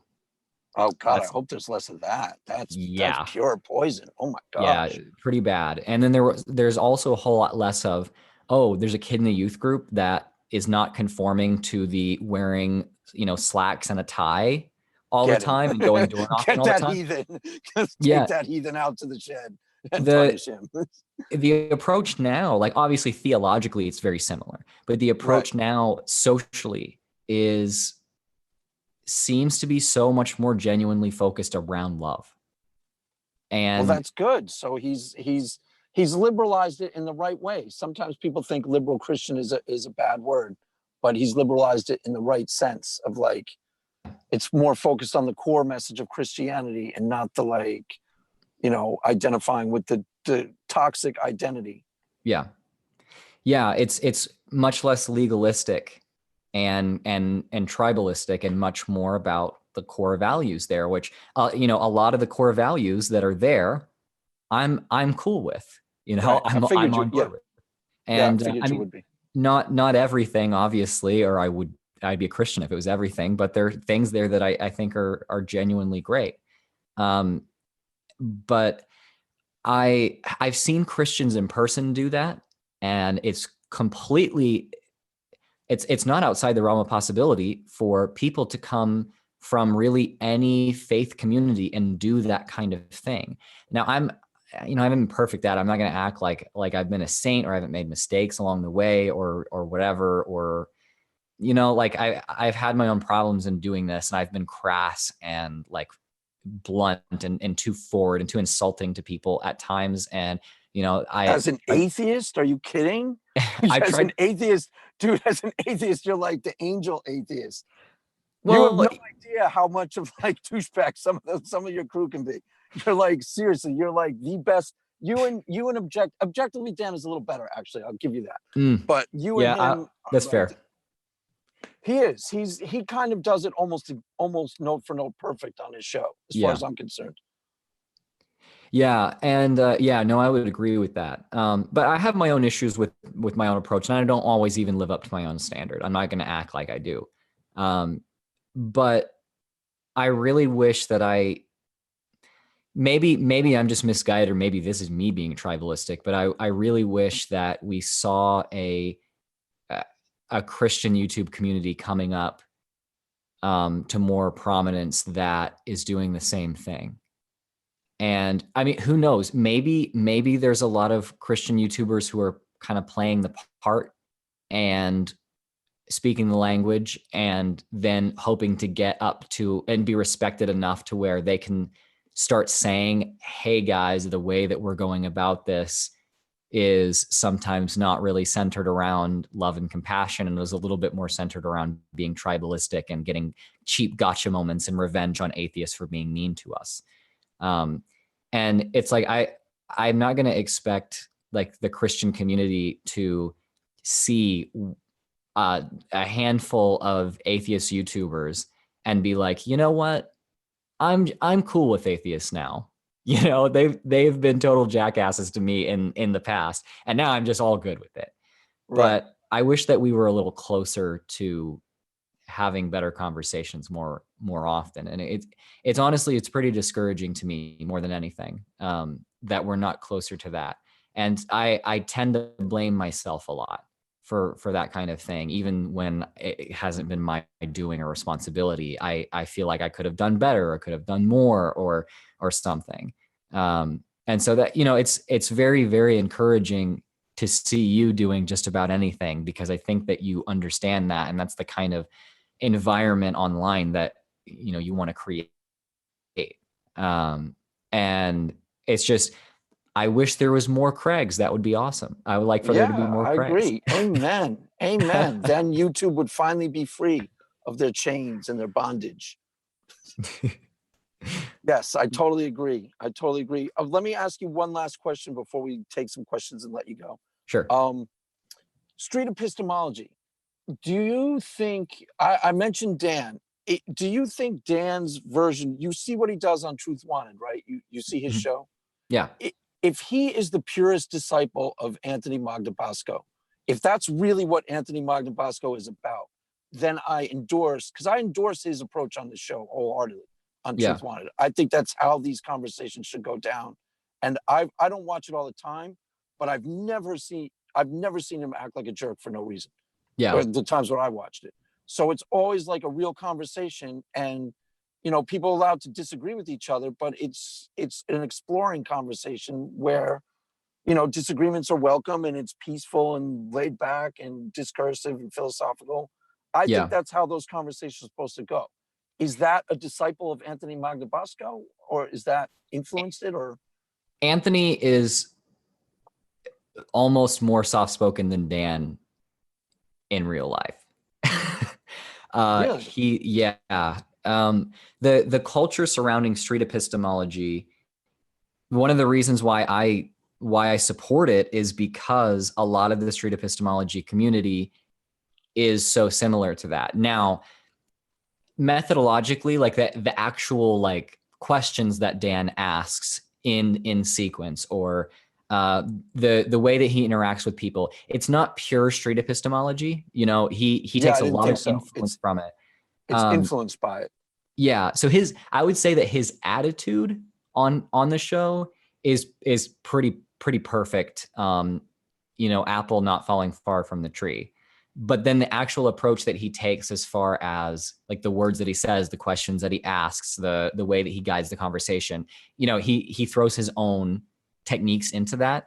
And I think that he kind of tweaks some street epistemology concepts and some other kind of argumentation and conversational techniques. He makes a medley that fits for the specific situation, and Dan's very good at doing that, and that's why I think that he's effective on his show. Yeah, his show. I mean, I was a guest host. Did you know that? Yeah. Nope, I saw that. That was fun. I think I'm the only Christian who's been on ACA at all, behind on that side of the thing. I think. I'm not sure. You might have been. And I don't know. To me, I would like to see more cross pollination. You know, it's like I obviously don't want to compromise my values and the ideas that I have, that I'm putting out there. But at the same time, I think that it's really important, if I'm talking about like building community, and I'm talking about breaking down tribalistic lines, and talking about keeping families together as people go through like conversions and deconversions and whatever. I think that the best thing that I can do to get to that point is to find people who are like on another side or across lines or whatever, and build a genuine dialogue and relationship with them, and show other people like, hey, this is just how healthy conversations happen. Yeah, totally. You know? That's what I'm doing. Me and Pleasure of Doubt have a mutual project. He's the agnostic / atheist.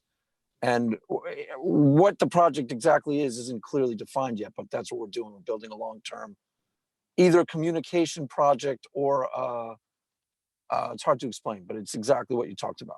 Trying to open up the lines of communication so that, you know, we're talking, instead of talking past each other or debating each other, we're actually conversing and, you know, really figuring out what's going on. I think when your last video, you even said, and I totally agreed with this, if you're trying to evangelize an atheist, the first thing to do is, you know, ask him questions, find out who he is or she is, and find out, you know, where they're at, who they are, and listen to them. I think that's step one. And I'm not even sure there is a step two, Drew. I really don't think there's a step two. I think that's step one. Yeah, that's very well said.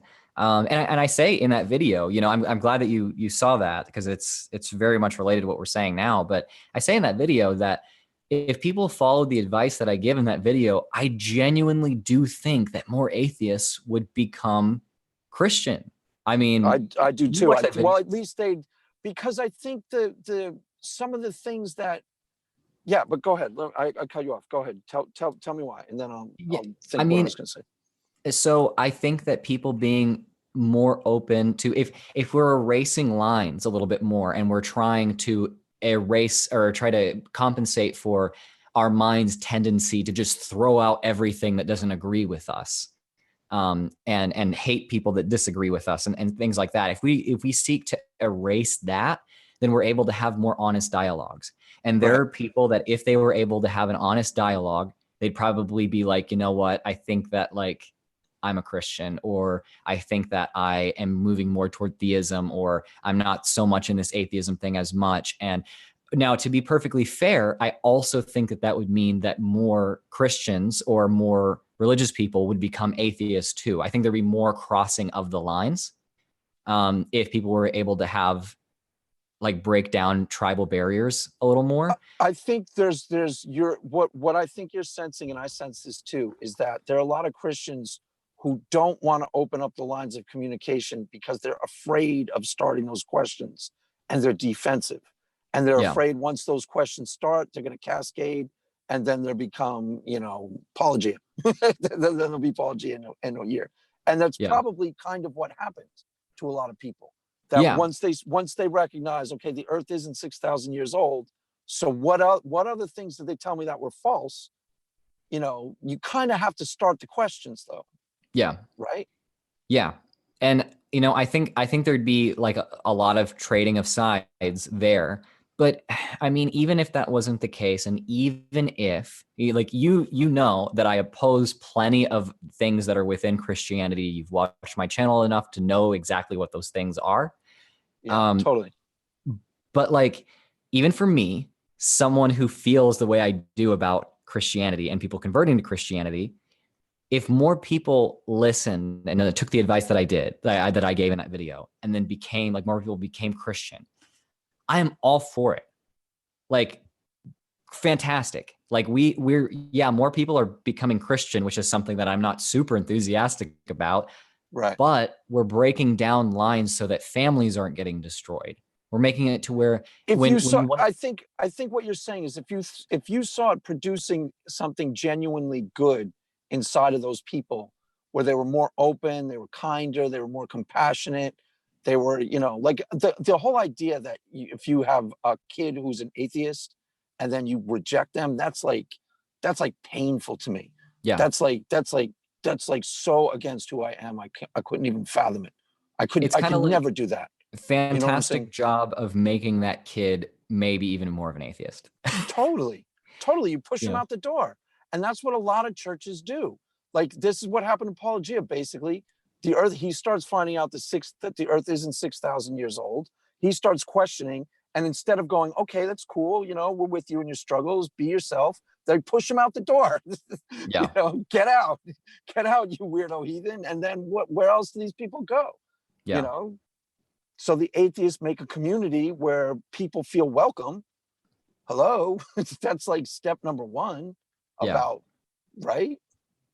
Yeah, I mean, if you're out here being like, so this is the thing, is one of the issues that really, one of the things that really pushes atheists away a lot of the time is when an atheist is kind of opening up a little bit, or at least expressing themselves like somewhat unapologetically. I'm not talking about rudeness. I'm just saying like someone expressing their identity, and then someone saying something kind of negative back to them in hopes of bringing them back to the faith.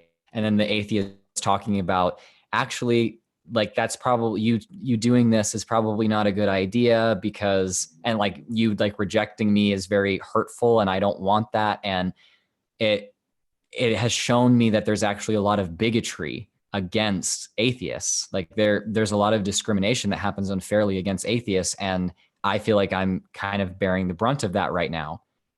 A lot of the time atheists will like express that, to be fair, sometimes in really not very useful ways. Douchebag way. Yeah, in douchebag ways. Yeah. It happens in douchebag ways for sure. There are people that don't express it that way, and there are people that do. And it's easy to tell the difference. Yeah, but it's really, 3 tweets in, you can tell the difference. Actually, absolutely. 2 tweets in. Right. So, yeah. 2 tweets in is the most that it takes. Yeah. Then you're like, okay, if I'm still engaged in this, it's kind of my fault past this point. Yeah. Because it's clear that this guy's a waste of time, and I'm the one wasting the time. So that's how I see it. Yeah. Absolutely. And actually, to be fair to douchebag atheists, because sometimes the douchebag atheists, you catch them in another moment and they're perfectly cool. That's true. You catch or talk about something near and dear to their heart that they're not defensive about, and then you can break through the tribalism that way by finding a different thing that you guys see eye to eye on. Yeah. I kind of do that automatically in real life. Thinking about it, I do it automatically. Like I float in and out of social cliques really easily in real life. And I guess that's how I do it, is that if I'm hanging out with conservatives, there's some things about them that I like and can latch onto. Ditto for liberals, ditto for, atheists even. Hey, so did you see Matt Dillahunty's cool takedown of whoever, Cy Ten Bruggencate? I thought it was really cool. You're not being inauthentic. You're just finding a different part of yourself that's connects quickly to that group. Yeah. Right? Does that make sense? What I just said makes sense? Yeah. That's actually, yeah, you characterize, I think, a tendency that I have too. Yes, I got that immediately. Because Yeah. when you were doing your punk rock, you were kind of Mr. Punk Rock. And it was an authentic part of yourself, but Mhm. you weren't stupid enough to go, gee, my church group would love Gee Willikers. And then they'd be like, Drew, get out of here. And the same Yeah. thing with when you were back with your church folk, you knew enough to keep your mouth shut about some of your other interests because it would naturally put everybody off.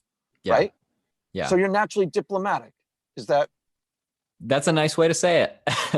I'm cool with putting it that way. Well, But I mean, you don't bring up the thing that you know is going to cause the rift. yeah, not necessarily. Not unless for some reason the rift is Needs to be inevitable. expressed, right? But I was gonna say earlier that a lot of the time atheists will express that like they bear the brunt of discrimination and bigotry, and the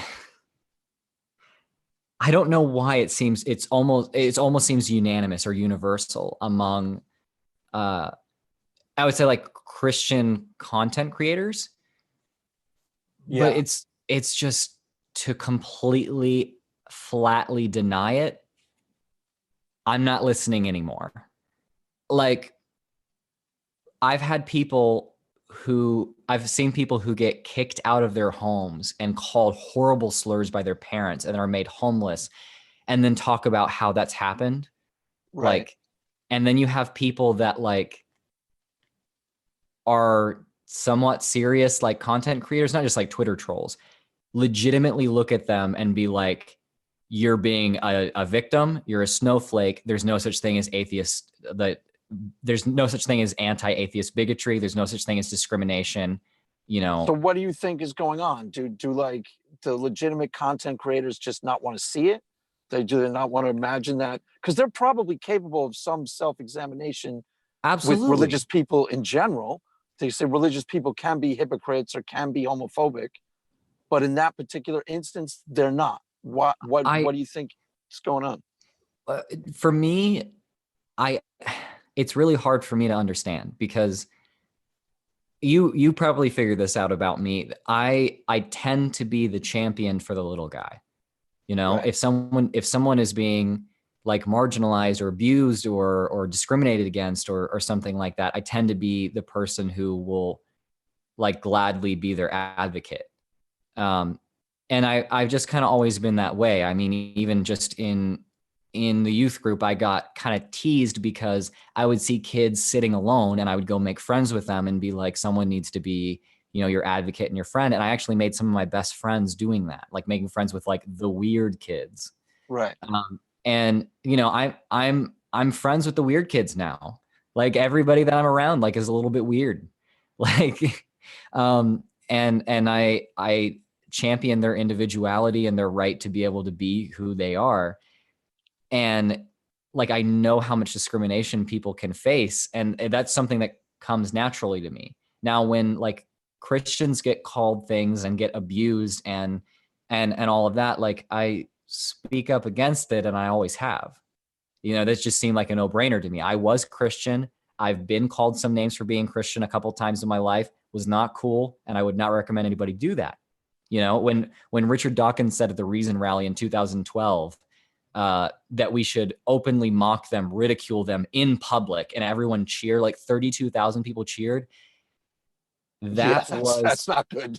Wow, no, that's really dangerous, guys. yeah, Wow, dangerous is the right that's word. scary stuff. Because Yeah, that's the beginning stages of like the Nazi ideology. It was like it's let's it's make them they're the subhumans, and let's cultivate us thinking they're that.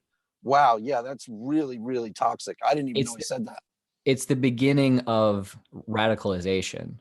Yes, And but bad, now like toxic radicalization. Yes, now totally. Go ahead. while I wouldn't say that like Richard Dawkins went on to be this like militant atheist recruiter type thing who was abusing people in the way that like I don't know someone manipulates a 15-year-old into joining like the Taliban or something. If you're talking Right. about radicalizing forces, those are two completely different No, things it's on a two trace, but it's levels. a trace element of the same toxin Right. Right. of Yes, us, that is a us, perfect way of putting it. Yes. us versus them. And you have enough faith in your fellow atheists that you hope that they would have recognized that immediately and been like, Yeah. that's not what we're about. And Yeah. they weren't. So And they're becoming what you most object to. yeah. And you know, I feel like maybe I don't know, maybe I haven't made it clear enough, but I feel like I fought against that kind of language and that kind of approach with people and that kind of disrespect with people. I feel like I fought that the entire time I've been an atheist, the entire time I've been on YouTube, all that. Um, and like so that being said, I don't really understand it when someone is not that way because I've never not been this way. I've always I've always felt like this. So I Right. just But that like, goes back to your core value. But the thing is that most people aren't that way, Christian or atheist. Most yeah, people are tribal because they want the cognitive shortcuts that come with being tribal. So they don't really want to listen. They want to listen to you, Drew, if they're the atheist, but they mhm, don't necessarily want to listen to you, Drew, if they're the Christian, because that's listening to the atheist tell his story for. That's where you and I are different from most people, but we're more alike than not. You know what I'm yeah, saying? yeah. I would agree, and it's like I neither one of us are saying that you and I aren't tribal or something, but there's a certain amount of yeah, I guess your wording was good, diplomacy that comes naturally to us. Right. Uh, like I assume you make friends easily. I do. Yeah, really easily. Like Yeah, easier than on Twitter and YouTube. yeah, In real like life, like I've never even thought about it. Just you know, I would travel by myself in Europe on like a Eurail, and I'd have a group of friends that night. I'd go to the beer garden and just sit down, yeah, hang out with people till like 3, 4 in the morning, meet a different group of people the next day. I never even thought about it. I've done it all my life. It's only yeah, recently that I've started thinking about it because I started to talk about it in my videos. But prior to right. that, go to Cape Cod, just a group of people on the beach, and hey, what's up? Just and then all of a sudden I'm partying with them till like 3, 4 in the morning. Never Yeah. thought about it before. And I mean, yeah, it's so it can be really difficult for me to understand. So if anyone asks like what's going through their head, I'm like I torture myself thinking about that all the time because when I was a Christian, I didn't talk like that about other people. I didn't talk like that about atheists. I didn't have hatred in my heart for like atheists.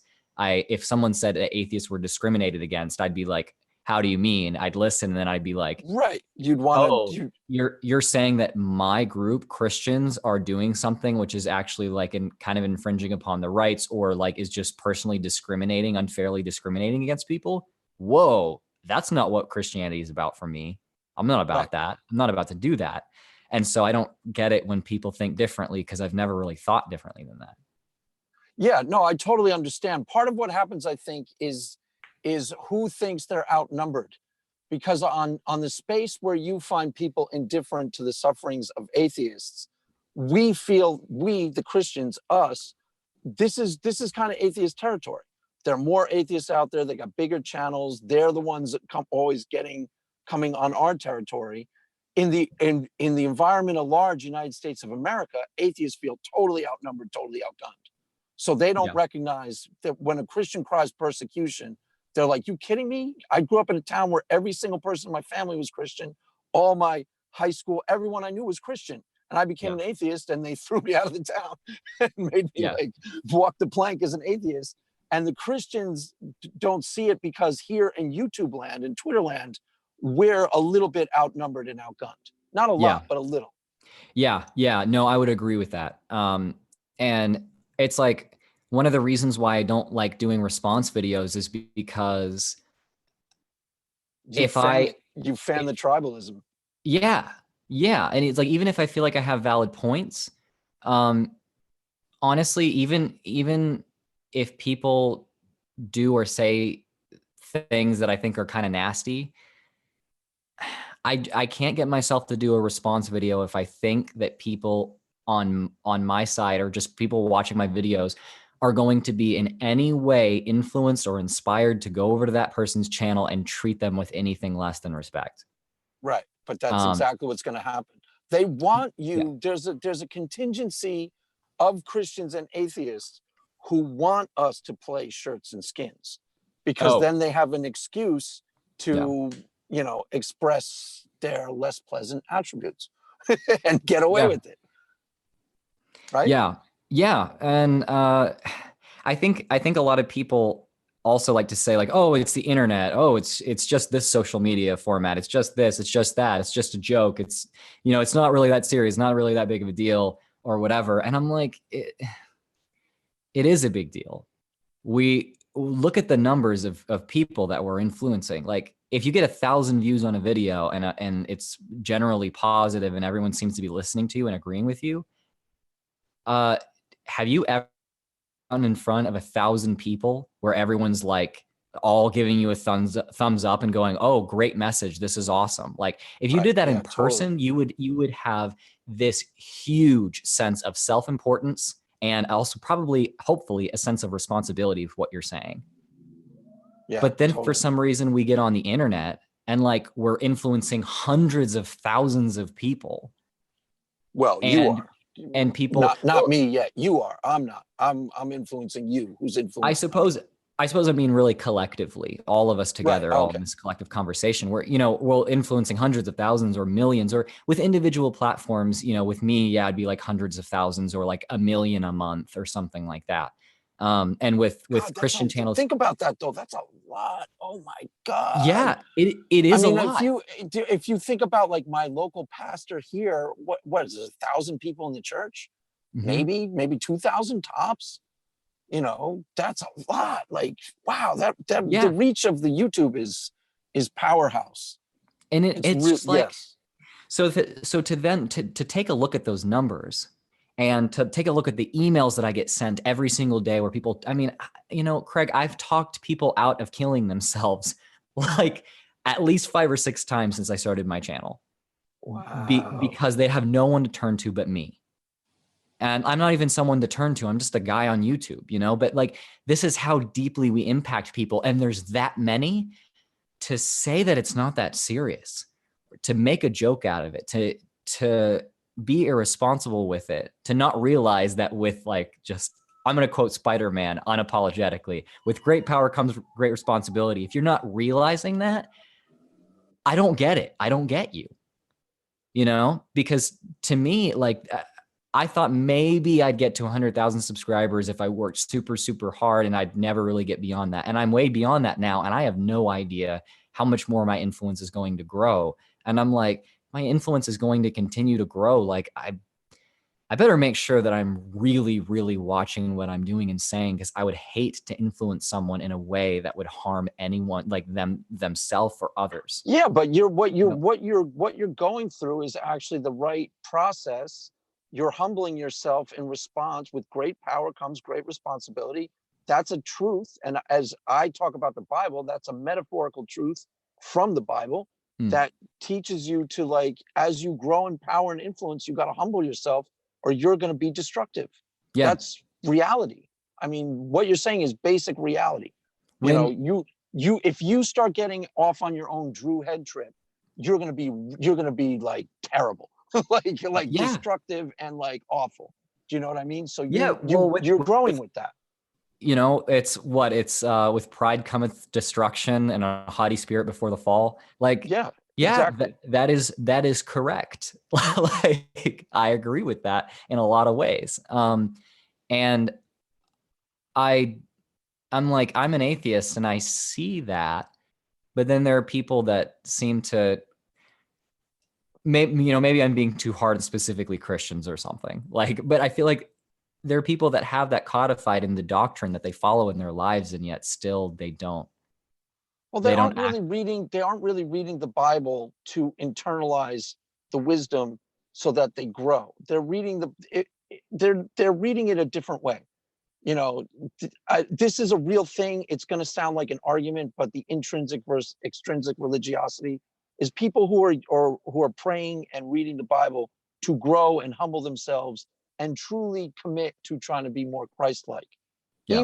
even if Jesus doesn't exist, that Mm. project is worth doing because you're becoming Mm. a better, more compassionate, more respectful, growing in you understand what I mean? You're Yeah. still doing it correctly, even if God doesn't exist. You're doing the right thing. Yeah. Yeah. I know. I understand what you're getting at there. It's personal. It's character development. You know, Correct. it's personal growth and enriching of one's character to create a better world, and that is a worthwhile project, regardless of who in this situation is actually right.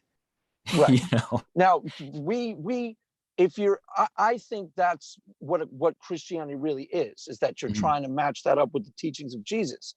But that can be debated. But what isn't debatable is you're seeing the same struggle to humble yourself and be as your influence grows, like, you're seeing the same struggle. The struggle is real. Yeah. And you would call it feminism. It spans all personalities, all cultures, all time. Everyone's doing that. That's what everyone in their life, you know, everybody can choose to like try to develop their character and grow in that. And they can call that, you know, Christianity, or they can call that like I think some secular form of that, you know, just like trying to be a better, more humanistic person, whatever. You can have the same struggle within other religions because there are components of that in other religions as well. Right. And Um, there's even like yeah. the scientific self-transcendence where they were working on that as like, an actually scientifically verifiable way of character, kind of what we're talking about, but matching it up to, Yeah. um, I don't know, it's like Maslow. I don't know this well enough off the top of my head, but go ahead. Yeah. No, it's, if I was going to put it anyway, like most like scientifically speaking, or if you want to talk about it in a secular lens, and I think you probably agree with this, uh, it's kind of, the idea that Durkheim had of that we were homo duplex. We were one part profane and one part sacred, and we were like these kind of lower profane beings, these worldly and materialistic beings that were trying to seek something higher and evolve past and grow past the ego in order to self transcend Yeah, totally. and genuinely want good for others and for the world around you rather than just being self-interested.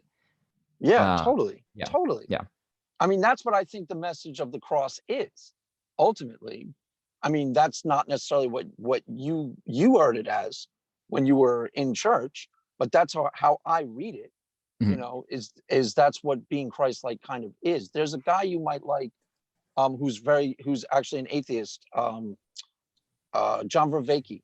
He's kind of like the new Jordan Peterson, but he's an atheist and it's more neuroscience science based. hmm, Um, but it's almost exactly what we're talking about.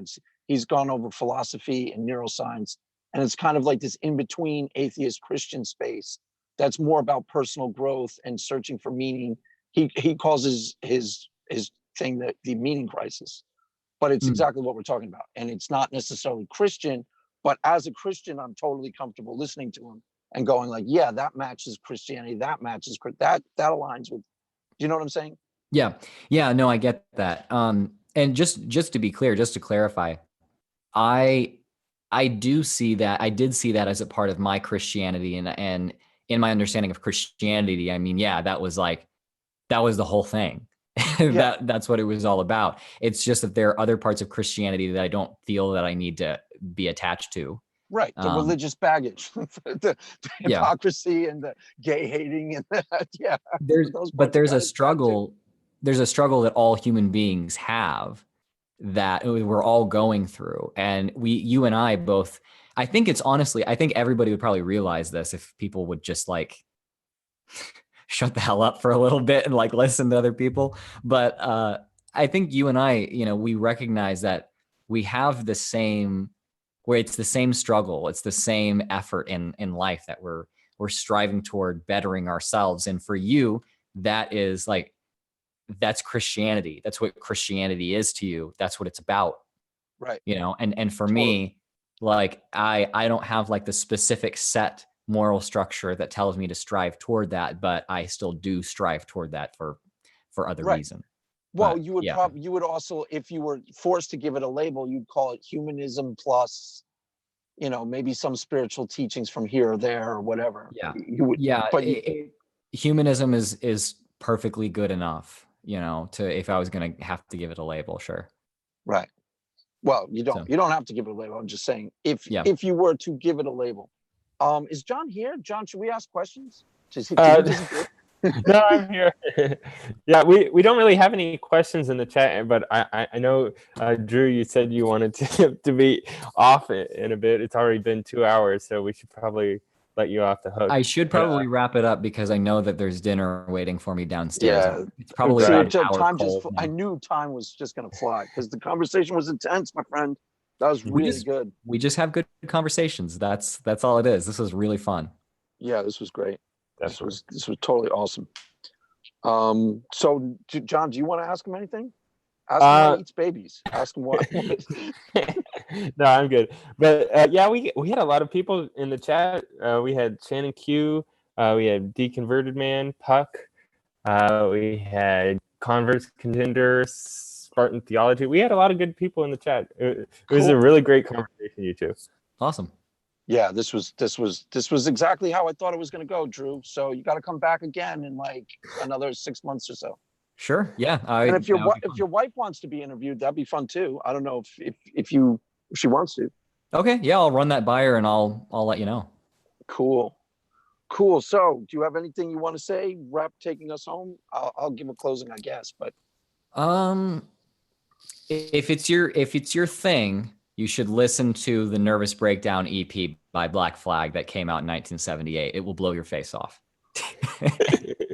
Is that for the audience or is that for me? That's for the audience because I'm assuming that you've heard it once or twice in your time. So yes. Yeah. There was a whole. What wasn't Rollins? Rollins was the front man for their most famous years, right? Isn't that how that went down? Yeah. So I think that probably their most famous album was their debut full length album, Damaged, which came out in '81. Is that what TV party tonight? Yeah. We're gonna have TV party tonight. That's like the Yep. song that everyone loves. That's the crowd pleaser. But they had some stuff that was like, honestly, it was kind of like the Ramones if the Ramones did coke. Yeah. That's what their really early stuff was like. So no, I know. I've listened to almost all of it. What was I going to tell you? There was something I was going to. Oh, there's a picture of me when I had my band, and I was like trying to channel Henry Rollins. The first like we did Clash covers, and we did what did we do? We did Clash covers, and we did Cure. It was all original music, but the songs we covered were Clash songs and The Cure. So like London Calling, we covered Guns of Brixton, Clamp Down. And then I don't remember what else we covered, but a couple of Chili Pepper songs too. That's fun. Yeah, it was good. We were fun. We had a following actually. So if you guys are interested in following up on punk, I strongly recommend X Los Angeles. We both agree that that's really interesting, arty. That's the best band from the LA scene, I think, by far. It depends on the genre because I was actually much more into the Germs, which were contemporaries. Yeah, the Germs are great, but the Germs isn't. People won't like the Germs though. X they can kind of relate to. Yeah, try X first. Yeah, and then when you don't like X, don't listen to it. Now they might like X. That album was produced by the Doors keyboardist. That's right. Yeah, I had totally forgotten that. They're out. They came out with a new album where they're touring or something. My wife is now interested in them because she's interesting. Okay. Yeah.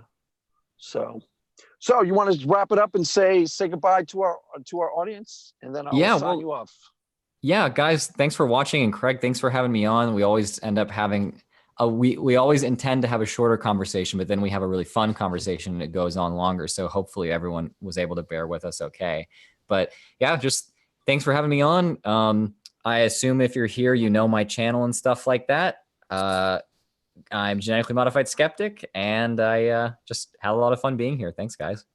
Yeah, and this is exactly what I try to do on my channel. This when I have an atheist on in particular, but just ask open-ended questions and try and, I'm pretty sure if you follow Drew and you listen to this, you learn things about Drew that you did not know, and you gained insight into him that will mean something to you going forward. So that's what this is all about. Just trying to find out who he is and what makes him tick, and learn how he became what he does today. So, and I think we covered a lot of ground, actually.